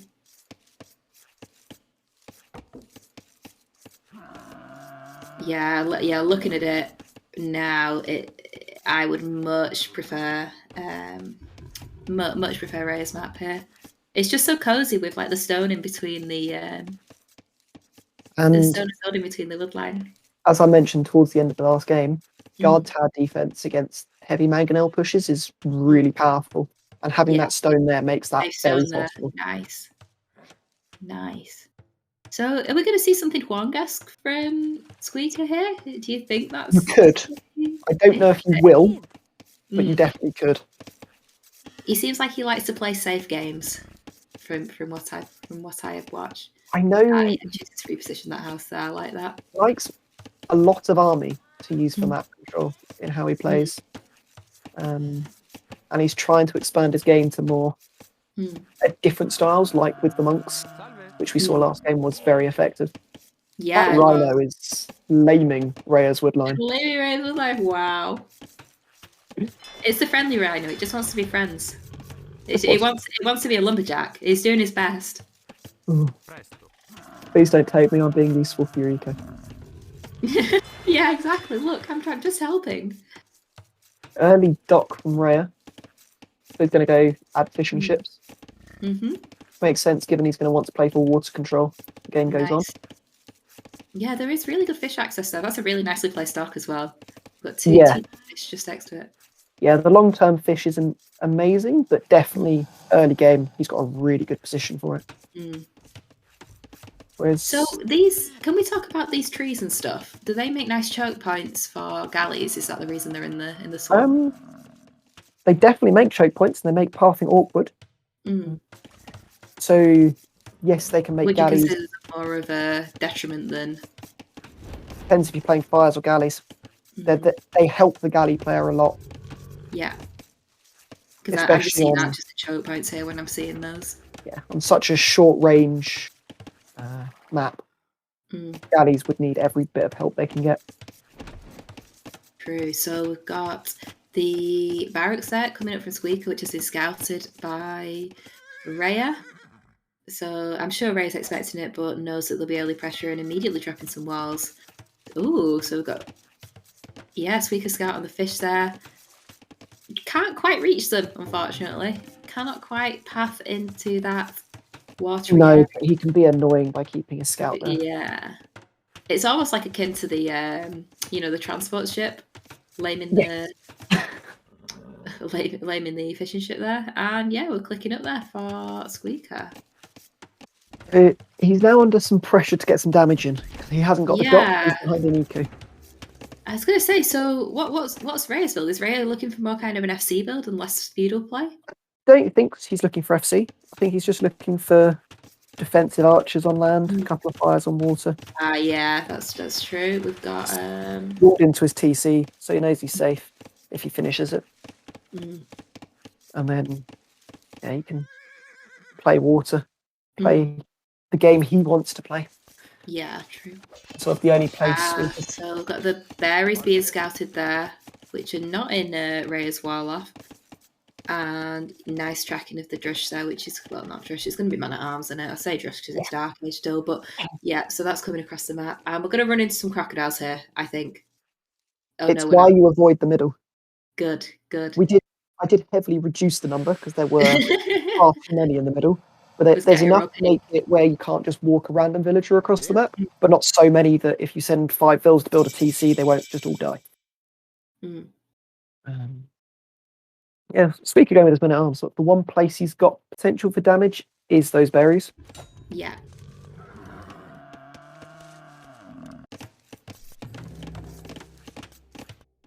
Okay, yeah, so it's going to be able to pressure the berries quite nicely, dropping a range. Still no dark. But I guess the range units are enough to pressure the fishing ships at this moment in time. But we've just got a barracks going down pretty late there for Rhea. Just in time. But he's not going to be able to afford his range yet. Nope. Had to take four villagers down there to rush it down. And forced to take 2 villagers there to repair the wall, I think. Yeah, just being annoying. Not able to get any kind of tangible damage, but is being annoying there with the man at arms. Rhea is now, he's sending a scout back across the map to try and scout what is this follow-up from Squeaker. And if he has noticed that, he knows it's archers. Or he'll confirm it with the range now. He will confirm it with the range.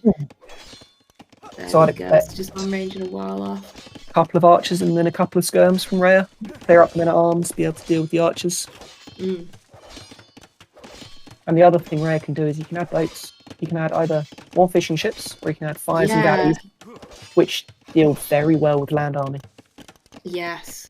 So I was going to say, this feels quite good for Rhea, the position that he's in, because he's got the free kind of food income, and there is so many on gold there for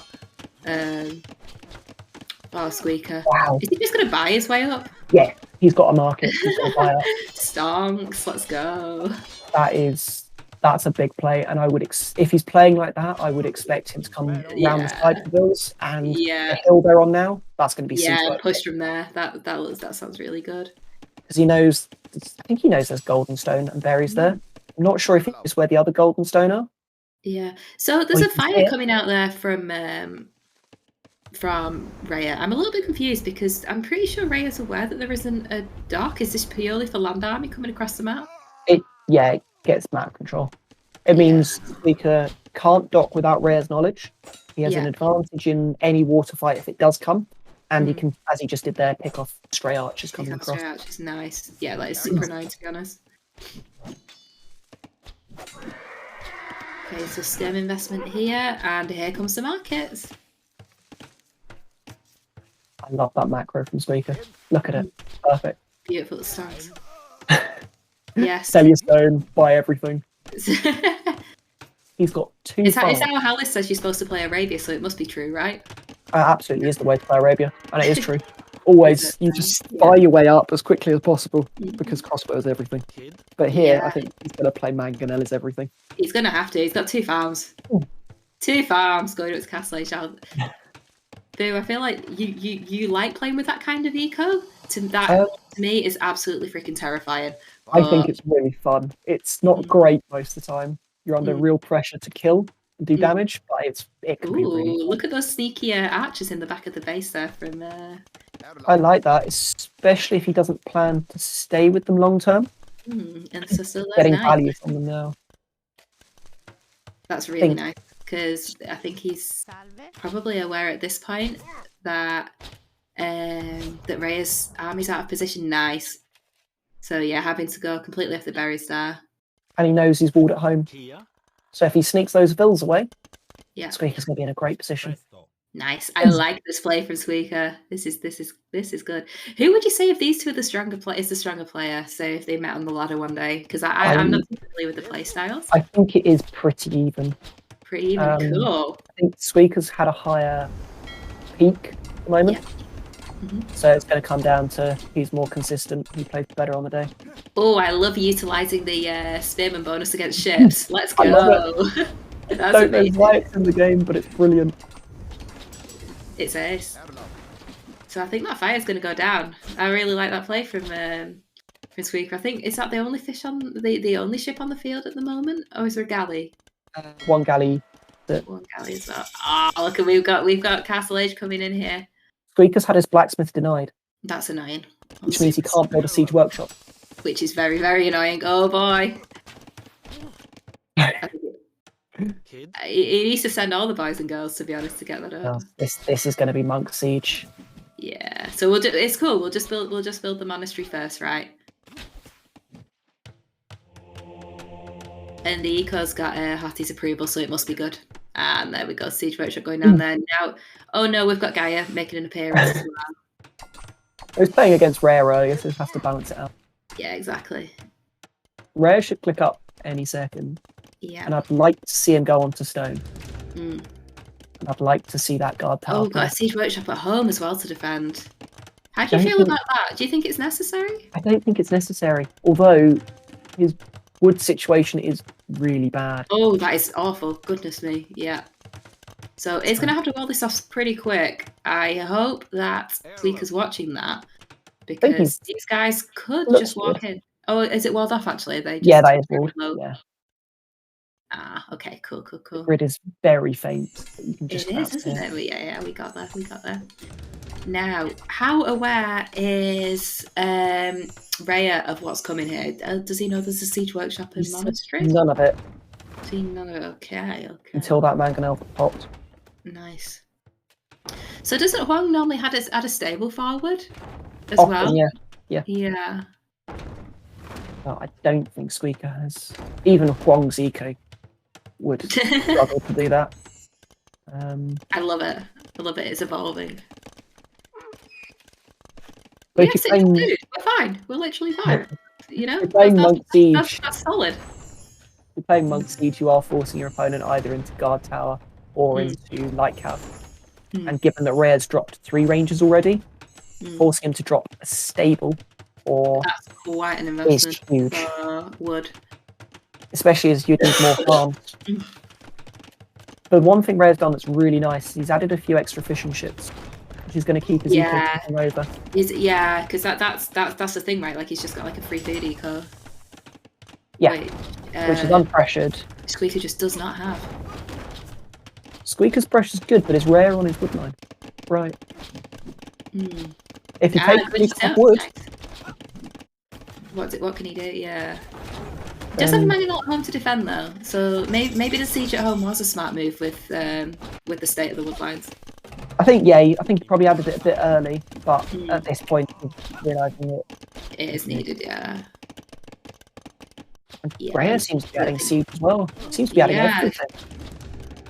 Not quite sure. Rhea seems a little bit like flummoxed by this, to be honest. Like, this is what I do. I take everything when I panic. And he's not quite sure what's to play. I think he needs to commit to one thing. You either need to commit to siege or commit to redemption monks or commit Lightcav. It's a super close game at the moment here. It's just the food eco. I think the longer the game goes on, like the scarier it's going to get. It's weaker, but it's if Rhea can deal with this immediate pressure here. It's a case of you've got insane pressure, but if Rhea survives it, he will the game will suddenly swing. But this is hard to deal with. That is not a small amount of siege there. I'd like to see Squeaker start killing the buildings around there just to open it a bit. So I think the choke points are proving quite problematic for the Mangonels at the moment. Because if they stack, that one Mangonel could get so much value from Rhea. We did see in the last game Rhea got, I think, 1 for 3 at one point. Ooh, yikes. Big shot there. I don't know why they're attacking the house. It's an ugly engagement, but a horrible game to play, this one. Yeah, it's horrible. I hate it. It goes against all of my Age of Empiresing. One mistake can put you so far behind.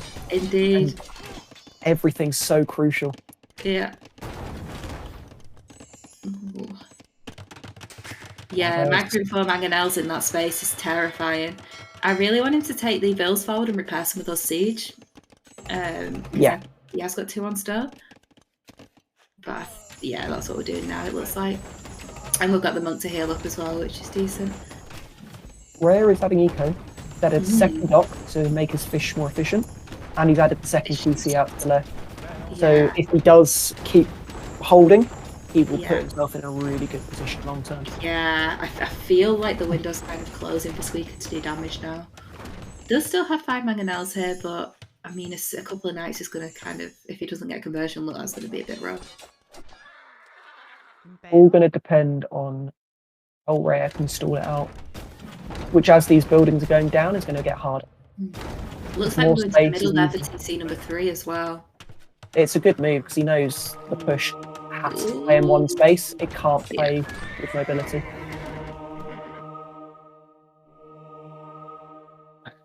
Oh, we're going to get any conversions coming in? Good shots coming up. Yeah, this is so annoying. It's so difficult to play. I really like the outposts from Squeaker, giving him more vision, so his lack of mobility doesn't matter so much. Yeah. And it paid off. Beautiful shot. Ooh. Yeah, I think you're slightly ahead of me, but that was lovely. Was that 2 for 0, Mangonels? Yeah. Nice.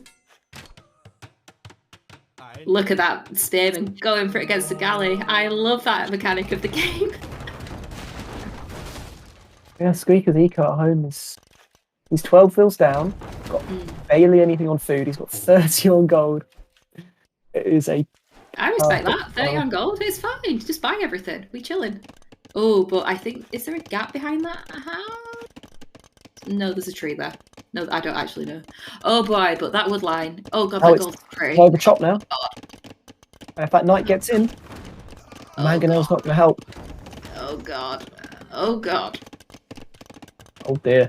God. Oh dear. Yeah, no, this is not ideal in the slightest. We do have the quick wall coming down there. But where does Squeaker go for wood? His push forward is doing really well.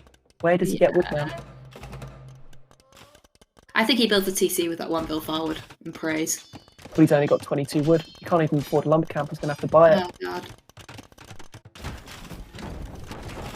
But then again, what does Rhea do against these Mangonels? What does Rhea do? Yeah, exactly. Like, that's a formidable push. Like, is Rhea got anything coming?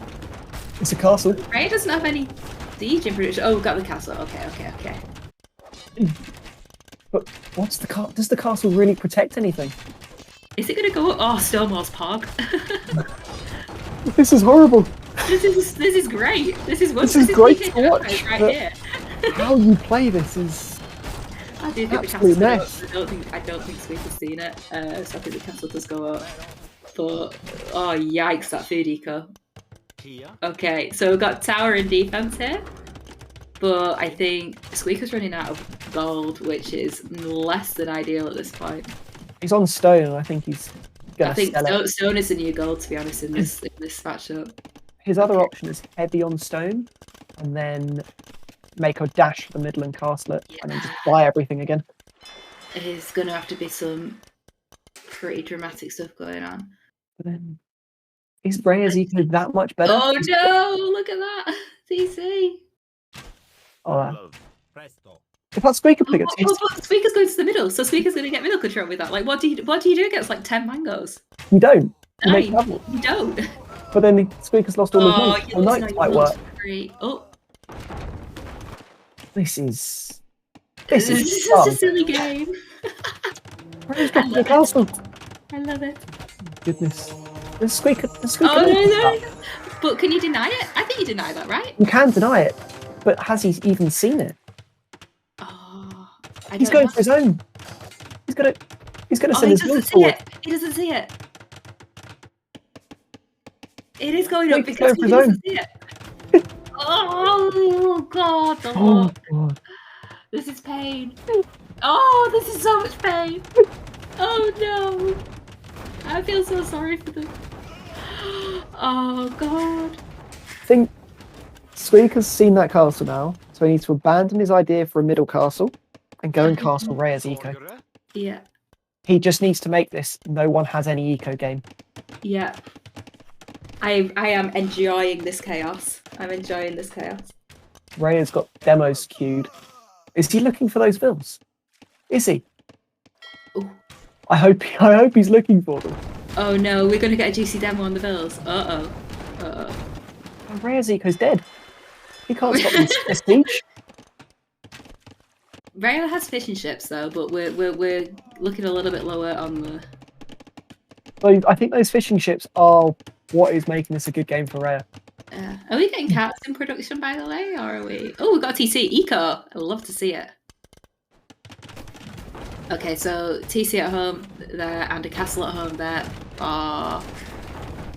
for Squeaker. At the moment, we've got the massive siege push, the fish boom and castle in the middle, Squeaker's castling at home and adding eco, and actually adding farms now. Is this going to go on for like another 3 hours now? I genuinely don't know. You're going to end up in a position where Rhea's going to have the middle, and Squeaker's going to have the outside. Neither of them are going to be able to take it from each other. But Rhea can just buy everything then, right? But then does Squeaker get really good prices on everything? Oh god, I don't even know. Yeah, they both start. What is this game? It's fun. Our arms are coming in clutch here though as well. Like, look at that on the wood line. He's still getting value from them. I know.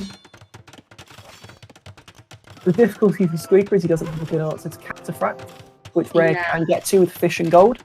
Yeah. But Rhea won't have wood. Oh, it's that castle. That castle's going to go up, right? Tell me it goes up. Yes. Yeah, it has to. We're fine. What is the counter to Cataphract? Are they weak to ranged? Arbs generally is the best play, or CA. I don't think we're going to see those. I mean, Hilt's we're just going to see Paladin. Paladin is an option against Cataphract, but without gold, you're not doing it.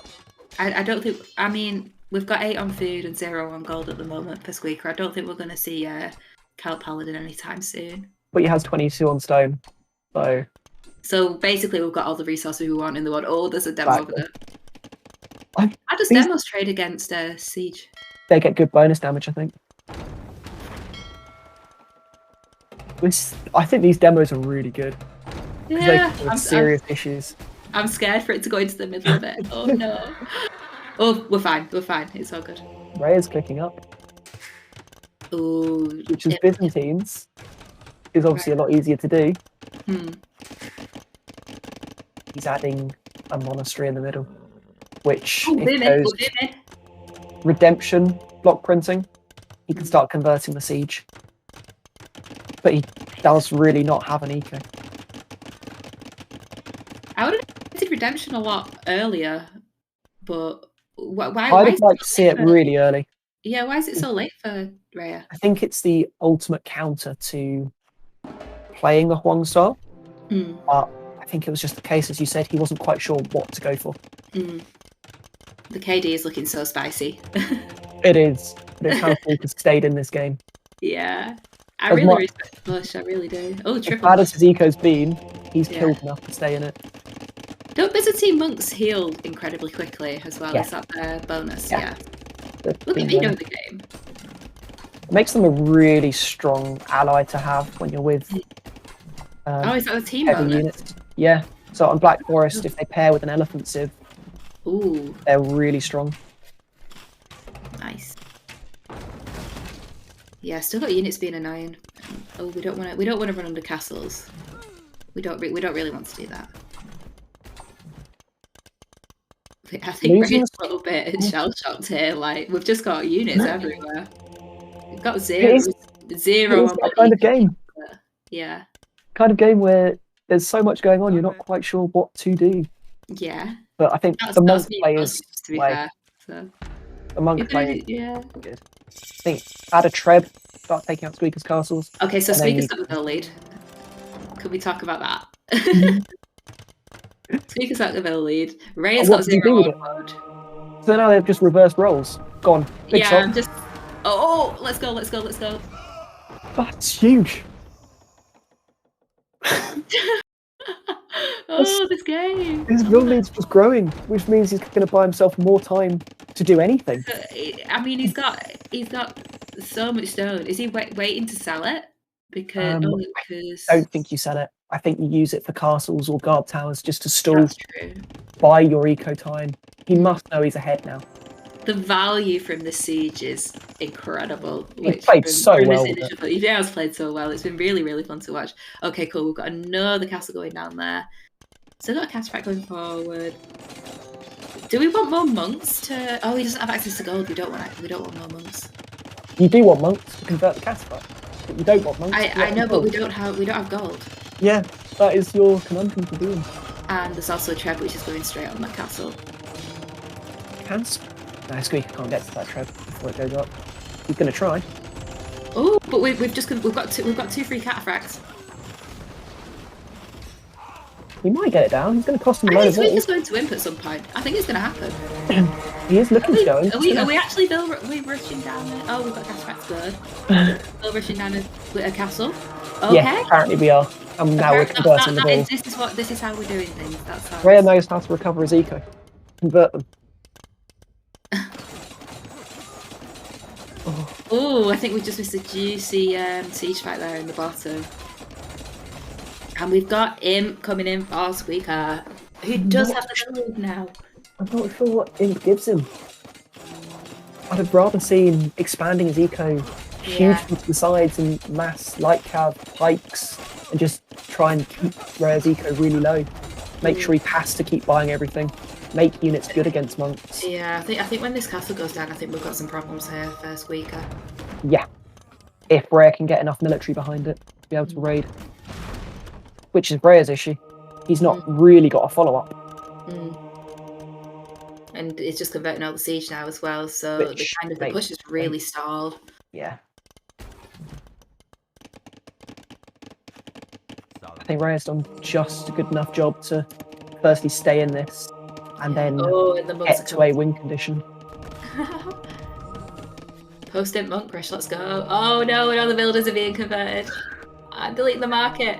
That's actually so annoying because like I'm pretty sure the market is kind of like a really huge part. It's his most important building. It is. Oh, that's so. It tilts me so hard when people start converting my building. It's like I built them. Oh, I think we're gonna go full light cav. He's going into it, which is the right thing to do. Yes. Even cheap Byzantine pikes will be hard to go back into. But Rhea is adding a barracks in the middle to do it. So the struggle is real.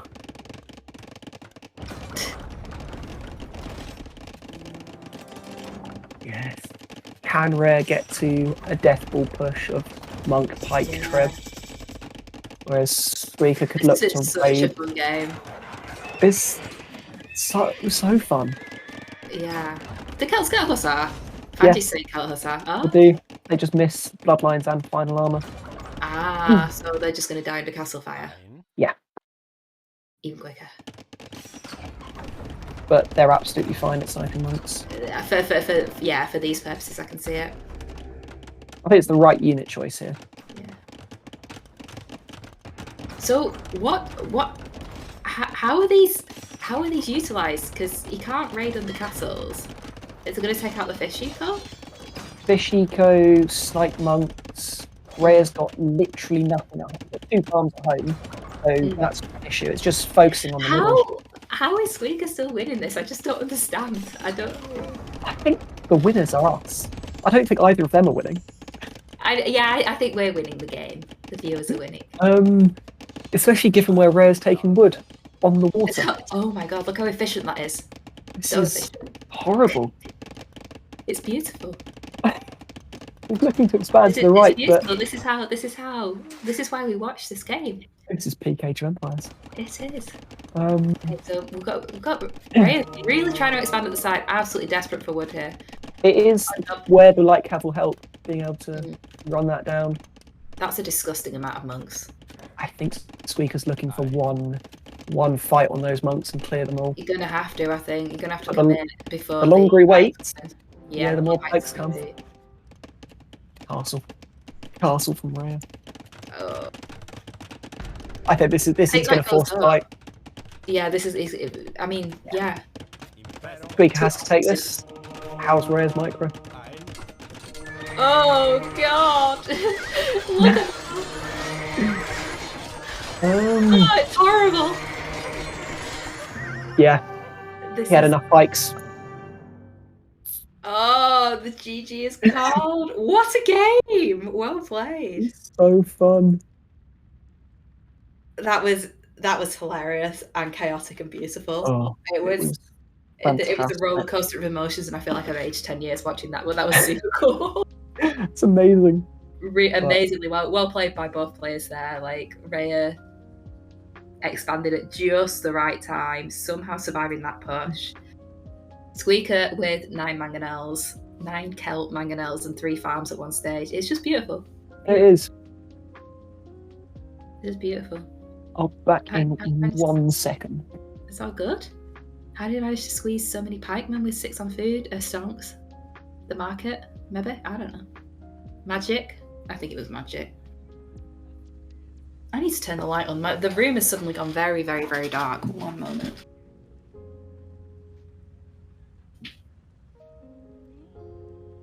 I just realised that I was just sat in computer light only, and it was, yeah, very, very gamer-esque, but I like having a light on. Ugh. That's a crazy time. Oh, is that APM? Oh, Squeaker. That's my kind of APM, that, to be fair. I'm pretty sure that sits around my my speed. That was a beautiful game, and that gives Rhea the 2-1 lead in this best of 5.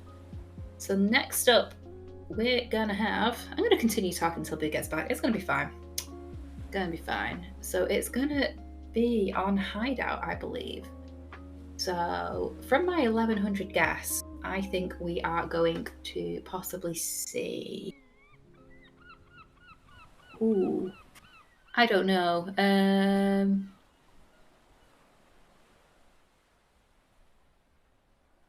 Possibly Sicilians on Hideout for Rhea?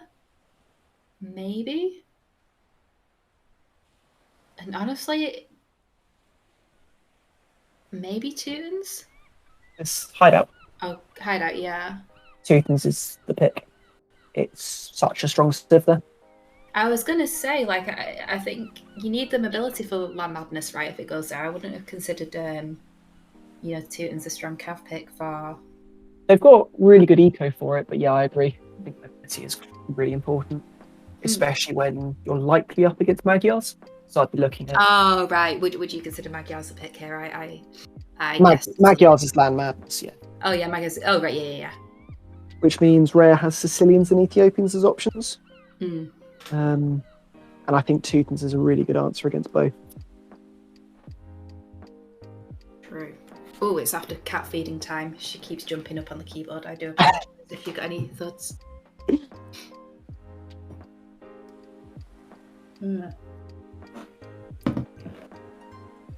Nice. So yeah. So Suika needs to win this one. Otherwise, we're going to a whole game, full best, a full play of all 5. If Rhea picks Sicilian, she'd 100% tower rush. Yeah, I feel like that's the thing. I agree. Ooh. Because Don John's Sicilians. Was I right? Hog.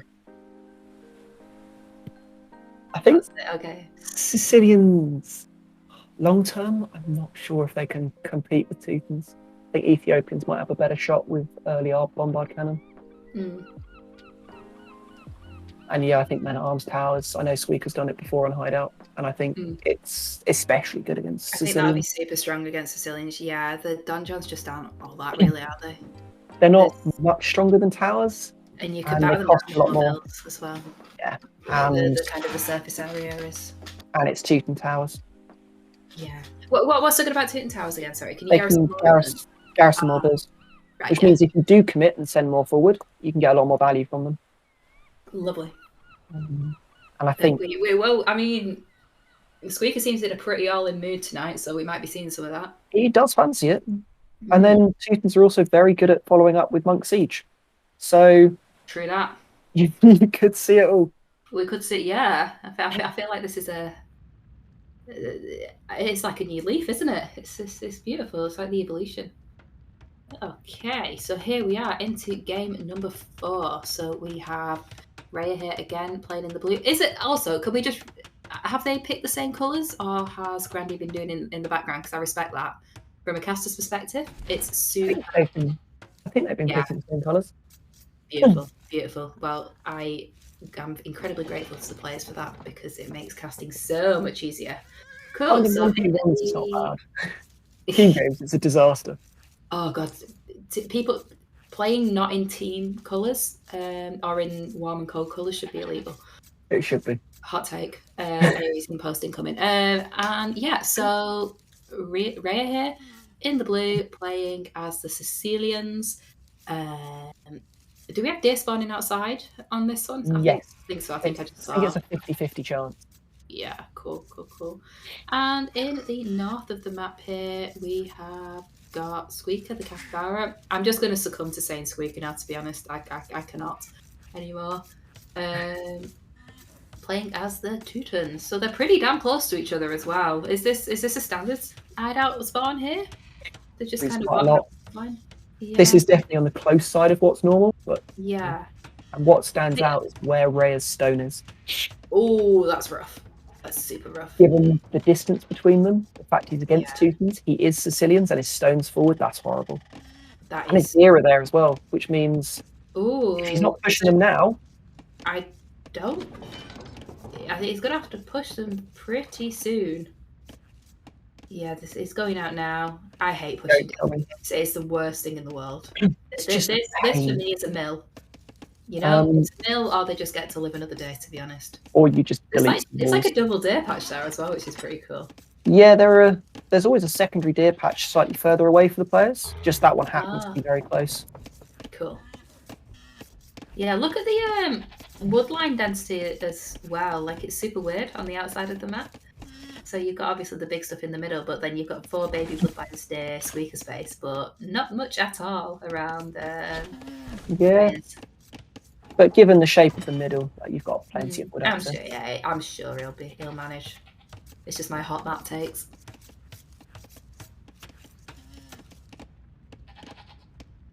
So Tom reckons that Cappy Weaker should go full longsword. How do you think? Do you think that will turn out well?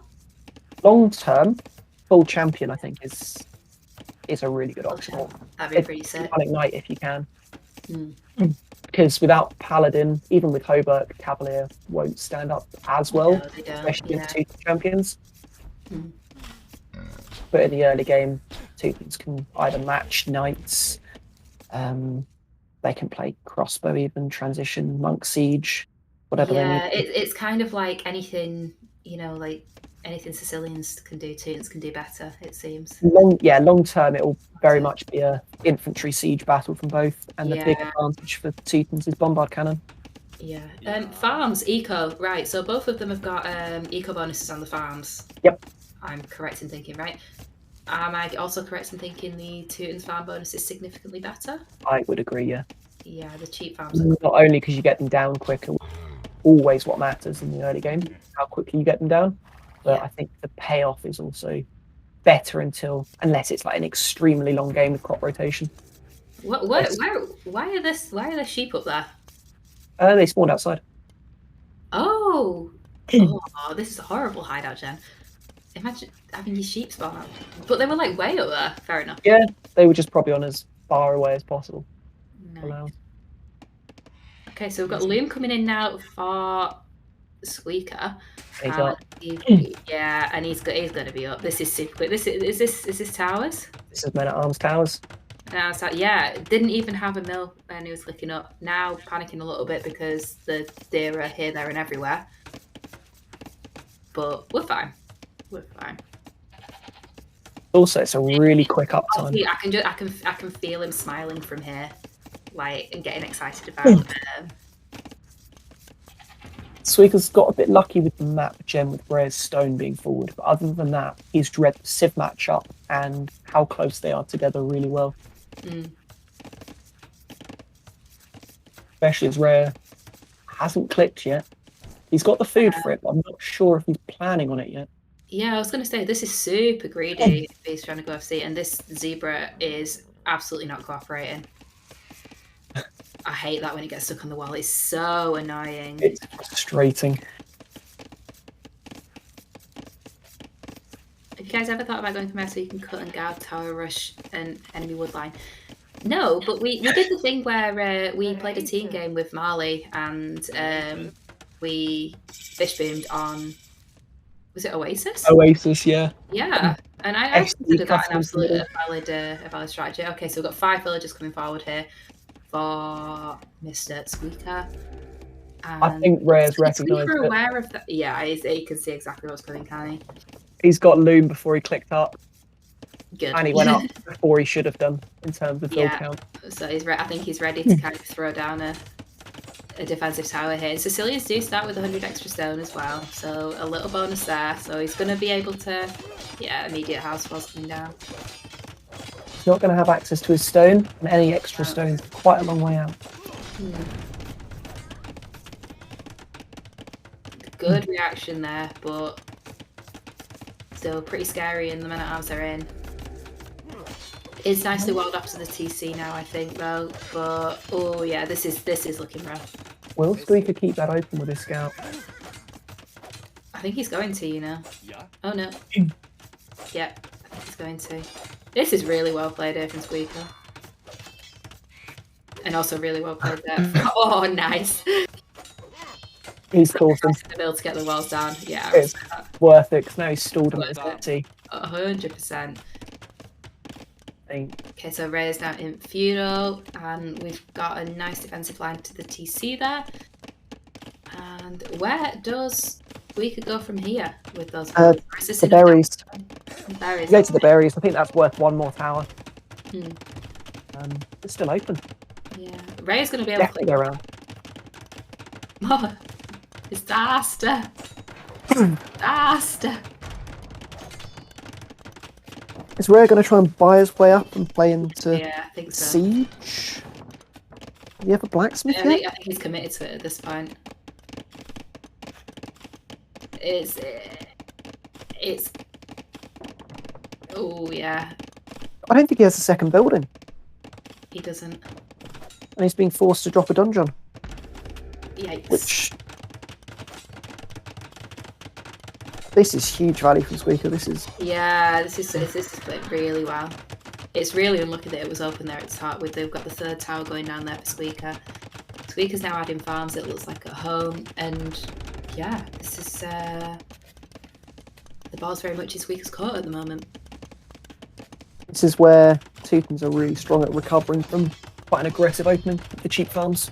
And so it means that Horse Yeah, Collar, look at the which goal lead Squeaker as well. has 7 got, goal lead now for and it's done. the GG is scored, and we get a game 5, my friends. That was clinical. Yeah, really, really nice there. Squeaker's playing really well. They're both playing really well, to be honest. Like each of the wins have been. It does mean we finish on the perfect map. Oh, we finished it. Guys, it's as if we wrote it in it. I promise. As if we rigged it. We rigged it. Hey, 5 games. It's beautiful. It's beautiful. Has Squeaker made Mamelukes yet? He has not made Mamelukes yet. Have we had Saracens yet? I don't think we drafted them. I don't think we drafted them. No.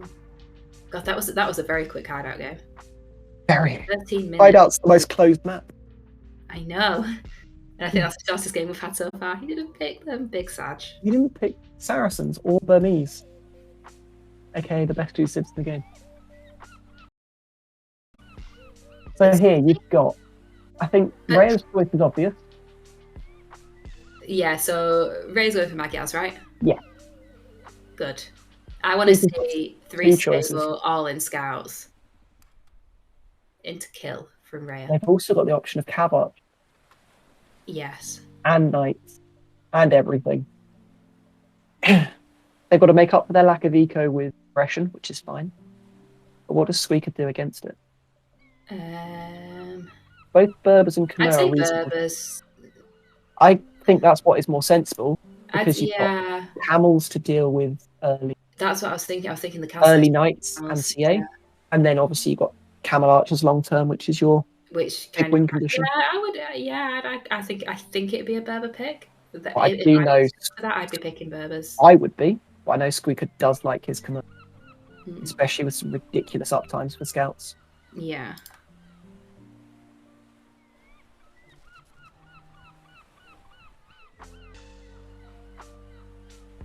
Well, you're banning the person telling us to buy viewers.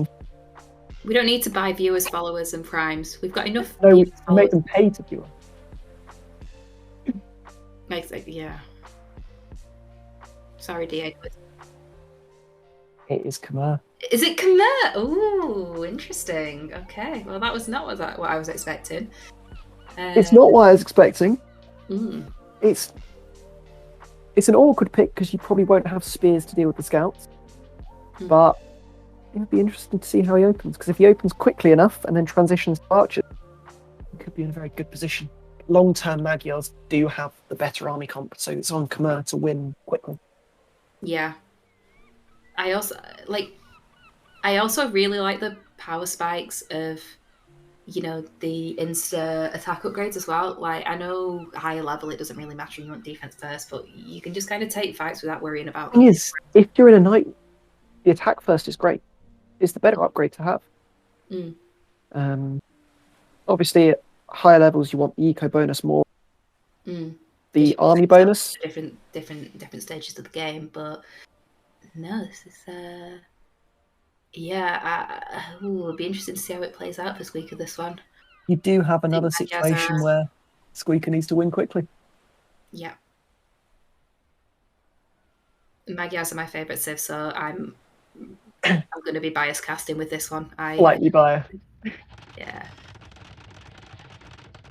Okay, and here we are in game number 5. Lovely stuff. So in the south of the map, we have Squeaker playing as the Khmer. In the yellow, again, picking the same colours, absolutely beautiful. And I can't... Oh yeah, you start with the berry bush on Land Madness, don't you? It's so confusing, the start. Got access to 3 woodlines. I guess that's pretty cool. It's really nice how close all 3 of them are to his TC. That's true, that actually. Yeah, and got kind of a double deer patch as well there with the zebra and the ostrich in the south. I think that's pretty juicy. Yeah, you get 3 that spawn closer to you, and then there are patches elsewhere. He's just got a bit lucky that one of them's quite close and really safe at the back. So he can mill that later. It's really good value. Definitely. And I think if he's wanting to play aggressive for map control, then it could give him the safety at the back of his base. Yeah. Take that. Nice. Okay, and then in the north of the map, in the blue, we have Rhea playing as my favourite civ, the Magyars. And that's a very long double wood patch there. It's Rhea's got really quite nice. with berries though as well, which. But then he's also got berries and deer up to the top left of his map. Look at me playing this, thinking of this like an Arabia. Arabia game. So you'll naturally go to the berries south of his TC. True. Yeah, he's got having those extra deer is great. Especially he's got. Rhea really does have 2 deer patches, one on his wood line and one top left. Which means if he gets really greedy and starts pushing as many as possible, and actually make up for not having. You only get 1 boar on this map. Ah, yes, we're both coming in straight away there, pretty much. So, yeah, we've got all sorts of eco stuff. They're literally on like bringing in a deer, bringing in a boar, bringing in a deer, and taking the berries at the same time. Uh-oh, don't lose a Ville.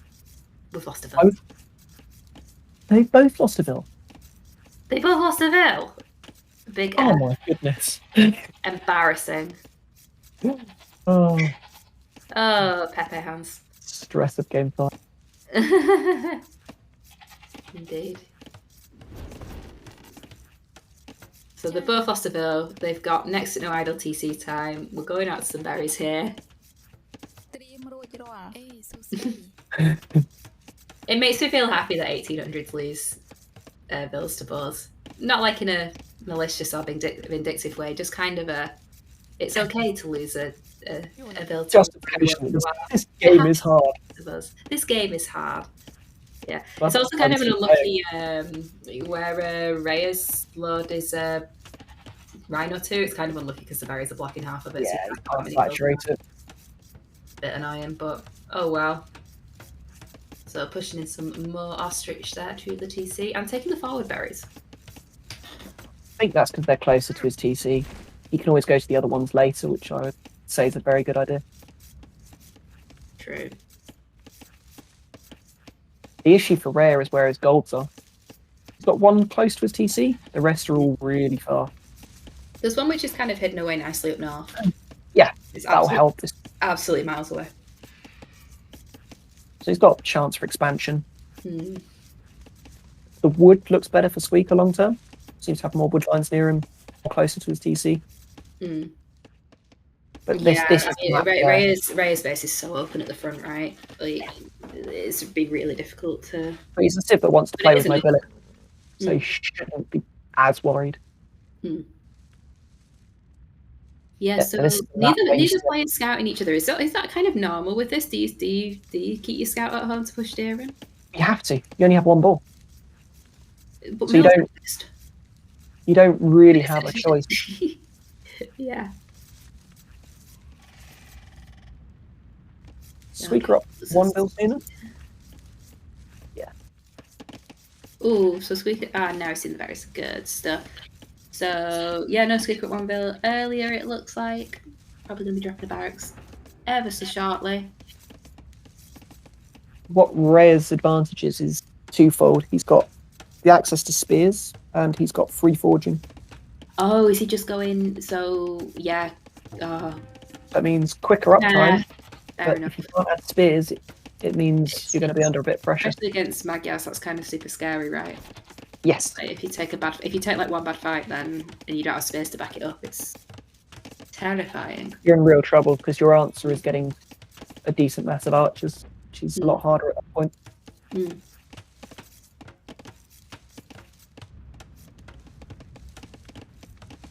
Yeah, so walling in his wood lines. You have to be so careful as the game goes on where to chop those wood lines. Yeah. And we're gonna get double stable. Nice. That's fancy. Feeling confident there is Mr. Squeaker. This is when I said Squeaker likes Khmer. I do like it. Nice build as well, being able to drop 2 straight away. And he's going to have to eco initially to get some scouts out. I like this from Squeaker. I think this is and Bitex as well, yeah. I'd have preferred to see the blacksmith instantly. Nah, there's more scouts. Scouts. If there's a map where this could work, this is the sort of map. Indeed. So, has Rhea walled his woodline? That is the question. I just out of shot up there. Yes, he has. Good stuff. Oh, and yeah, and just bothered to not complete another one. The one issue for Squeaker is he hasn't got horse collar, which will hurt his eco as the game goes on. But he is trading it for having 5 scouts out already. Whereas Rhea is mostly on spears. 5 scouts out by 11 minutes and 30 seconds is pretty damn scary. But yeah, I think Rhea's preempted this nicely and gone quite heavy into spear investment, playing quite defensive at home. Did Rhea scout the two stable opening, or is he gonna kind of suspect it? Hasn't scouted anything. Oh, that's some brave play. Oh, that's a nice engagement. Okay, cool. Well, we're now even on scout numbers, and there's 2 spears, and we've got some sheeps. So Rhea's in a pretty nice spot here, and is going to start pulling ahead with eco, it looks like, with the better eco upgrades at the moment. It's the benefit of spears here. Just so big. Rhea's just sitting tight at home. He's not bothering to go forward. He doesn't need to any it's on Squeaker to come forward and pressure this.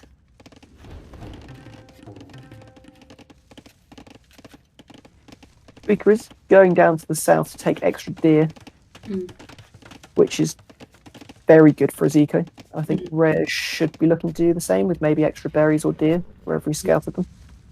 I like the strategically placed houses to rescue the vills in as well. Yeah, it just buys you a bit of time to get your back in position. The armies have just run past each other in the middle. Cute. So you can see damage from both here. Nice.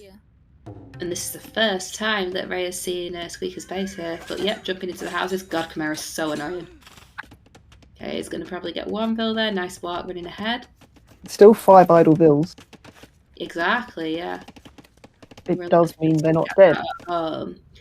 And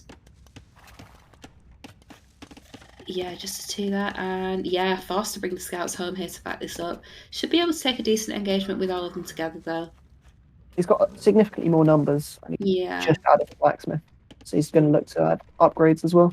So I think we're playing quite heavy feudal on this one.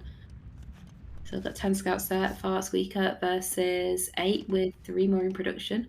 But we do have spears on the field here for Rhea, which is going to swing the engagements strongly in his favour if they all engage together. My voice is going now. I'm so sorry. He just needs to keep his spears with his scouts, and then Squeaker just can't engage it. Yeah. Have to get to such ridiculous advantage in numbers. It's worth it. Yeah, big game 5 feels now both playing pretty cagey here. So both choosing to go forward at the exact same moment as well. I love it. Always run past each other. Yeah. So just the 1 stable in there. The 1 stable in there. The 1 scout garrison in that stable. And Squeak should get a build pick here. At least 1. Escape. Luckily at home, he's got everything walled in. So he's safe. Yeah, so Squeak really struggling to do any damage here. And both are.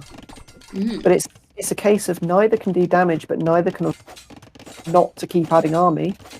Otherwise, one mistake and they lose the game. Oh my goodness me! Look at Bloodlines coming in at the exact same time for both players. That's, yeah, we didn't script this, guys. Yeah, I've got the plague, guys. Sorry, I'm the great unwashed. But yeah, this is just annoying, right? Because Squeaky just can't engage with that, right? Just have a barracks, not with all the space there. That's super scary. And this is just wreaking havoc in his eco. Like half his eco's idle at the moment. He does have the bill lead, but just won't be able to produce in the same way soon. I think Squeaky should drop a market. Got 500 wood. Yeah, yikes, 500 wood. Got a good scout mass. Yeah. With upgrades coming in. Can't engage with that. I don't think he can. But he potentially feels like he has to. Yeah, I think he feels like he has to. If the TC gets involved. Would it be worth pulling Vills to fight the Spheres, or is that too sketched for this? He's got away with. I don't think you need builds. Yeah. Oh, that was actually a really good engagement there for Squeaker. That surprised That me. TC did a lot on the spears, Mm. and that has essentially saved him. Yeah. Wow. And now it swings back to Squeaker's favour. Yeah, now Squeaker's dropping the bucket. It is the 11 on food to 18 on food though, so we've got the second stable there coming up for Rhea. So Eco's looking pretty damn strong, feeling like he has to tower the gold there. It is quite exposed on the left-hand side. Sorry, the right-hand side. I don't really like towering versus scouts. Doesn't really do much. It's melee, it doesn't. And there we go, we've got the market and Just passing. just passing again. Oh That's boy, that's a Squeaker's lot. heading back. He's got to. He's Yeah. used the market to get himself in a position where he's going to be able to click up. Mm. He's also adding a third stable. Oh boy. I'd like to see Squeaker click up and then play 3 stable scouts and then play into knights. Into light cav. Oh, yeah. Into knights? Okay, okay. Yeah, light cav, then knights. Well, it depends how many are left alive. See, the thing is, like, each player has to go home. It's who's got the biggest balls to kind of, like, stay. Yeah. It's can you do more damage at your opponent's base than you take away. And the thing is here, just running them straight into TC, so all of those spears are going to go down. On most of them, it looks like. Dodging the TC fire there a bit, but yeah, that can be fought off with bills now. Rhea's dropping the market now. Is it 4th stable or 3rd stable? For Squeaker? For Rhea. Rhea's added, he's got 3 now. Yeah. And he's dropping a market, which he doesn't have his stone to sell. So it's not actually going to be of much use. No. So, and he's going to be significantly behind Squeaker and yeah. And that's a scary mass of scouts seem to be like cav as well. The one thing Rhea has going for him is horse collar. Squeaker's wood eco is going to get destroyed when those farms reseed. True that.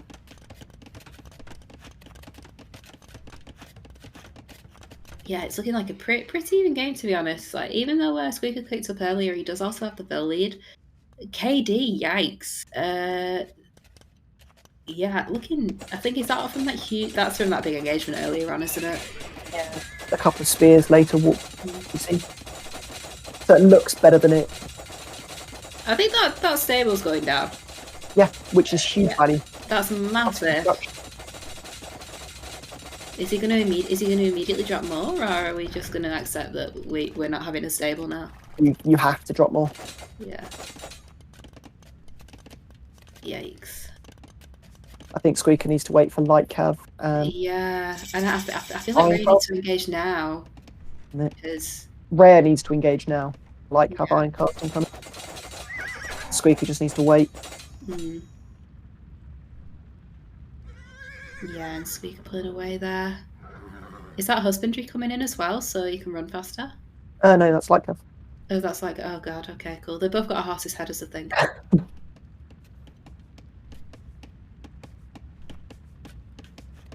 But yeah, we've also got knights in production as well, so making that transition nice and early. We've got 10 seconds until... Just got all the spears out. Yeah. And he's going to look to take out another stable. Another production building. Rhea's opting for eco upgrades. You can justify that. Yeah. This is one where you need numbers and quickly. And I think Rhea needs to tech pipe, otherwise he's in. He's in a position where he's so far behind on. For Squeaker there. Yeah, I mean, he's got no production buildings. And he's struggling for wood to replace him, to be honest.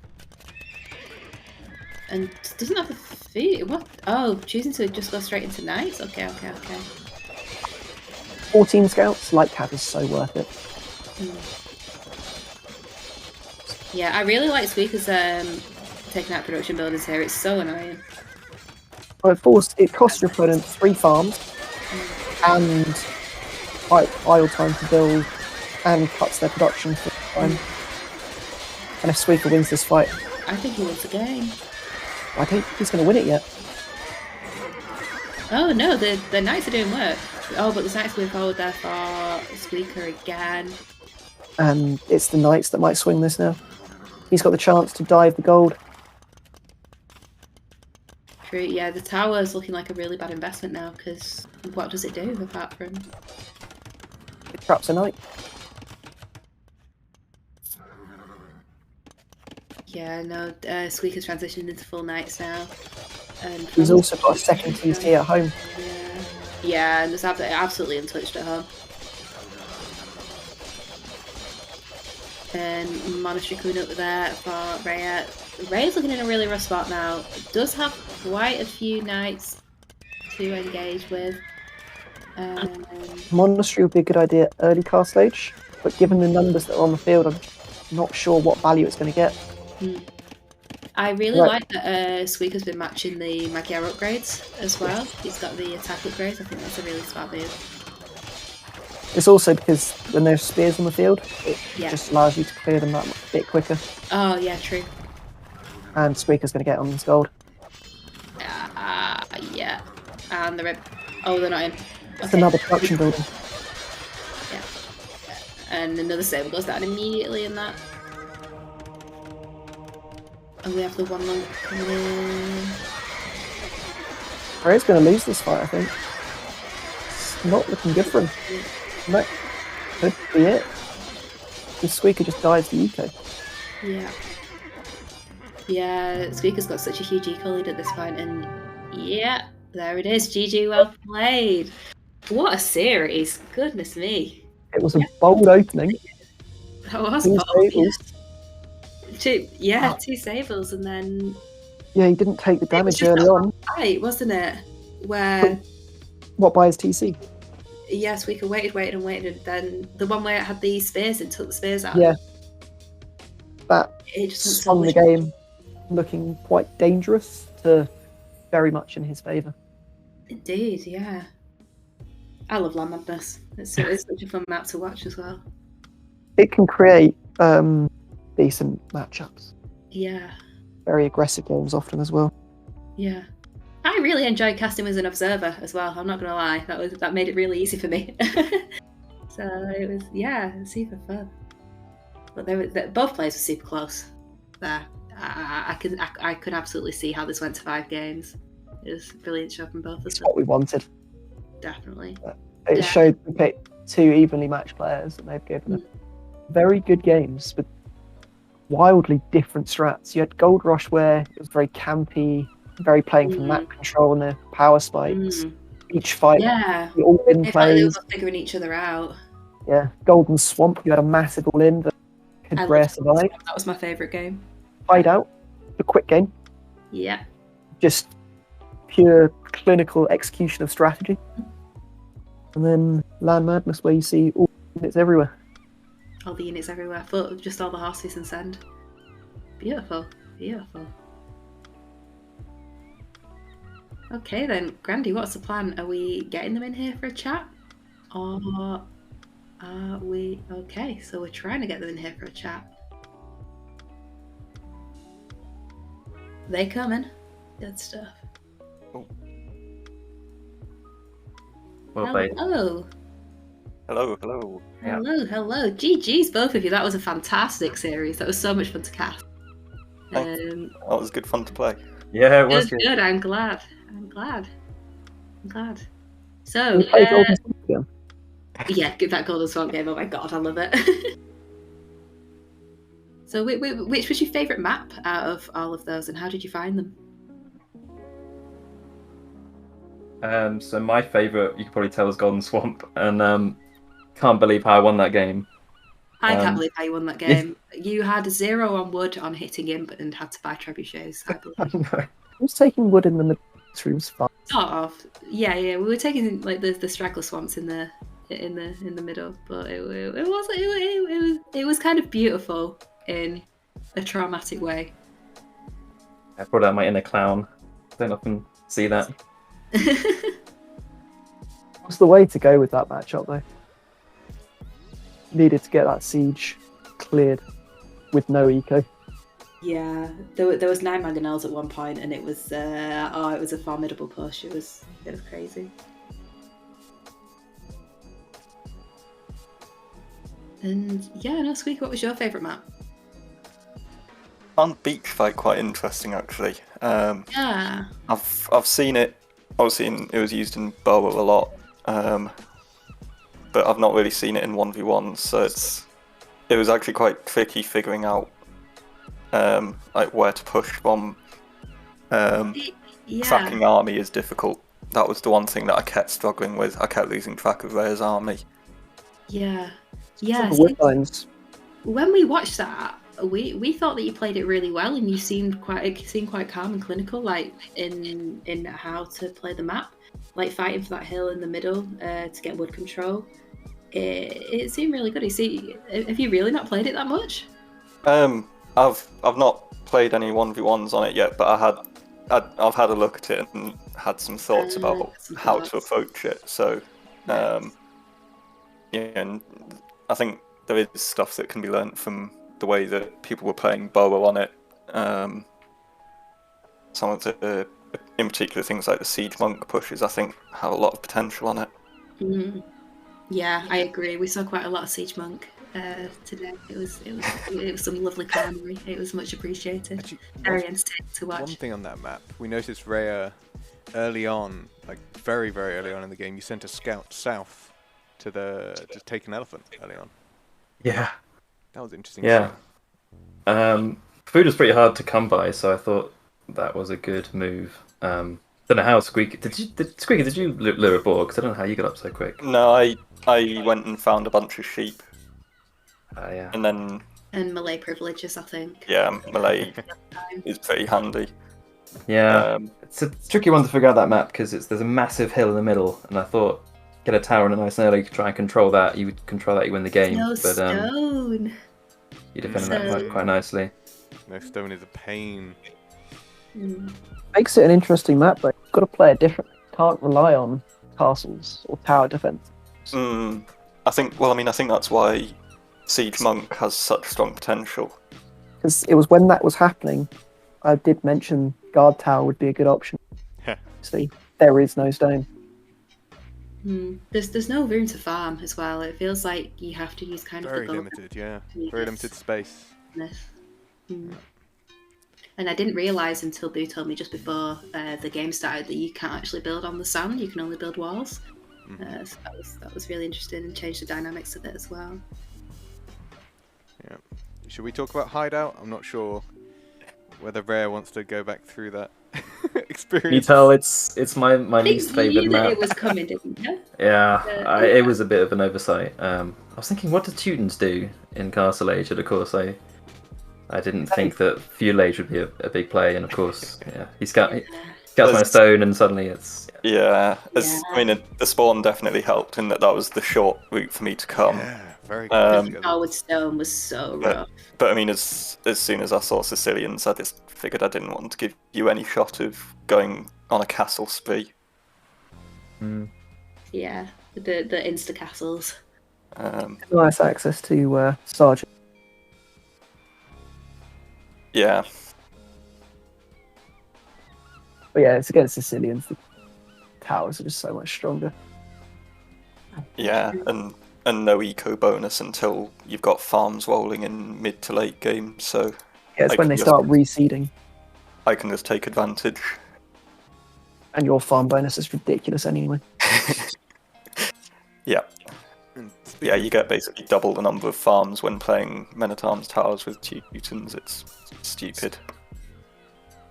Yeah, and going into the final game, speaking of farm bonuses, we were intrigued or noticed that you had Horse Collar quite late there, Squeaker. Yes. I did lose a Vil to a boar. So did Rhea. You both lost a Vil to a boar at the same time. It was super cute.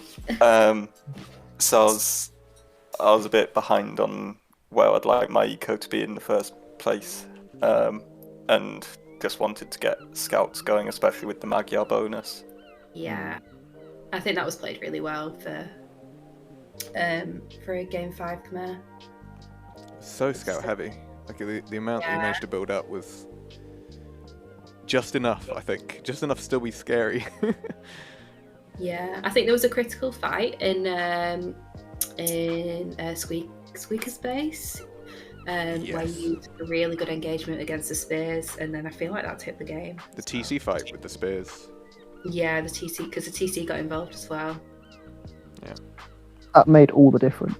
Yeah. Because otherwise, if Rhea spirals his spear number out, Squeaker's in trouble. The good pick for that map though, Chimera, is because I shouldn't really have gone forward because the house bonus is so strong. And of course, that fight didn't help, to be honest, either. Yeah, I think. I mean, the houses, obviously, it's still idle eco. You can still take them down and pressure the vills that way, but it's obviously just a nice time. Like, it just buys even just 20 seconds to get my army back and do something. It's the awkward map of you want pressuring, you want to be able to just small wall at home, but then you're. And that's where damage potential is there. Makes it a tricky map to play because you can't full wall until really late game. Yeah, I was also conscious that the scary thing, as well as the power spikes with each age, it's the option of getting to Cav Archer with Magyars. I was quite concerned about him having a better castle age time and then just getting a mass going. Wanted none of that. But yeah, very well played. I think as show matches go, we couldn't have really asked for much better. Like that was to take it to game 5, to see a couple of new maps. I suppose the main one was Beach Fight, right? That was one of the new ones. Chaos Pit, Caper Storm, Silence, Dry River, Band Out. It's going to be interesting to see how those maps, whether people sort of plan very specifically for them and home pick them or not, going into the actual tournament. But there's big potential, specific planning. Yeah. Others, generic plays. Yeah, I think it'll depend as well on player matchups. Could be quite important. That's where I think having variety of maps with different reasons to pick them helps, because then you can play to the strengths of you and your opponent. Any last thoughts on the series, Rhea? You first. Yeah, it was good. I'm pleased that we got to put on a good even match, and that Golden Swamp was probably the craziest game I've ever played. So that was so fun. So thanks for putting this on. Yeah, it's been great. So thanks. Thank you so much for coming. Oh, thank you. Yeah. And Squeaker.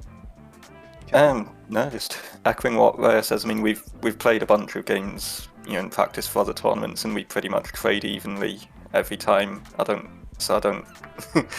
It's a perfect matchup for something like this. Yeah. But yeah, bodes well.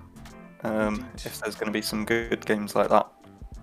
Yeah, I'm really excited to see what the tournament has to offer now. I've had a little bit of a taster of the maps, and I hope it's given some people who might be taking part in the tournament a little bit of maybe some ideas of how to play the games as well.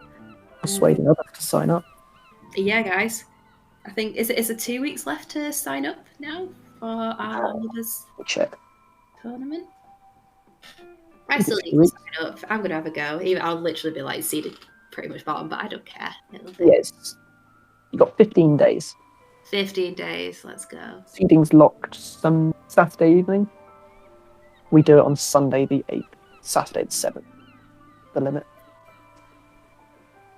Yep, and we're currently sitting on £121 for the prize pool, which I think we've got at least an extra 5 to put in there based on 35 tickets being sold out the current 48 limit for the BYC, so that's only going to go up. But if you do want to donate to that, I think we do have an X amount donate. Saltu is asking, do I have to go to the LAN to sign up? Sort of. If you have a ticket to the LAN, obviously that makes it very simple. If you don't have a ticket to the LAN and you get to the point of qualifying for the final stages, we will give you a free spectator weekend-long ticket for free. Saltu, just come to the LAN. That's just the come to the LAN. That is the Yeah. simple answer. Solves everything. Yeah. Solves everything. But we will have practice species there and such, so if it did come to it, then we wouldn't have too much of a problem hosting someone for a spec ticket. So yes, definitely only sign up if you have the intention of coming to the LAN, just to finish the tournament off, if nothing else. And yeah, thank you so much, everyone. Thanks to Boo and Mel for casting this as well, especially Mel, COVID-fied, but doing your very best. I've only just started coughing now, so Yeah. we're fine. And it's took my mind off feeling crappy, so I've really, really enjoyed it tonight. Awesome. And yeah, thank you so much for having me on. No. That's a lot of entertainment as well. Yes. Right, I'm just trying to Not think. much standard meta. Yeah. Yeah, it's true. So yeah, to the chat, you've got until May 7th, right, to sign up? Saturday, May 7th? Saturday 7th, yeah. Yeah. So if you're not already, there's !tournament or landlubbers.co.uk/tournament to get all the details on that. And I'm trying to think the next stream. It was going to be this Sunday. I think Sunday afternoon, early afternoon, we're going to have a mini dodgeball tournament. So that's when you'll next see us live on this channel. So yeah, don't miss it. And we'll be back sooner rather than later, I suppose. Next question is, who should we raid? Because we haven't done that enough, and we should. And Nova's streaming his tournament. I'd get do Nova. Oh, Yeah, great shout. true. We like Nova. Alrighty. Nova's a good guy. Okay, that's raid Nova AOE. Go give him some love. There we go. And we'll see you guys in the next one.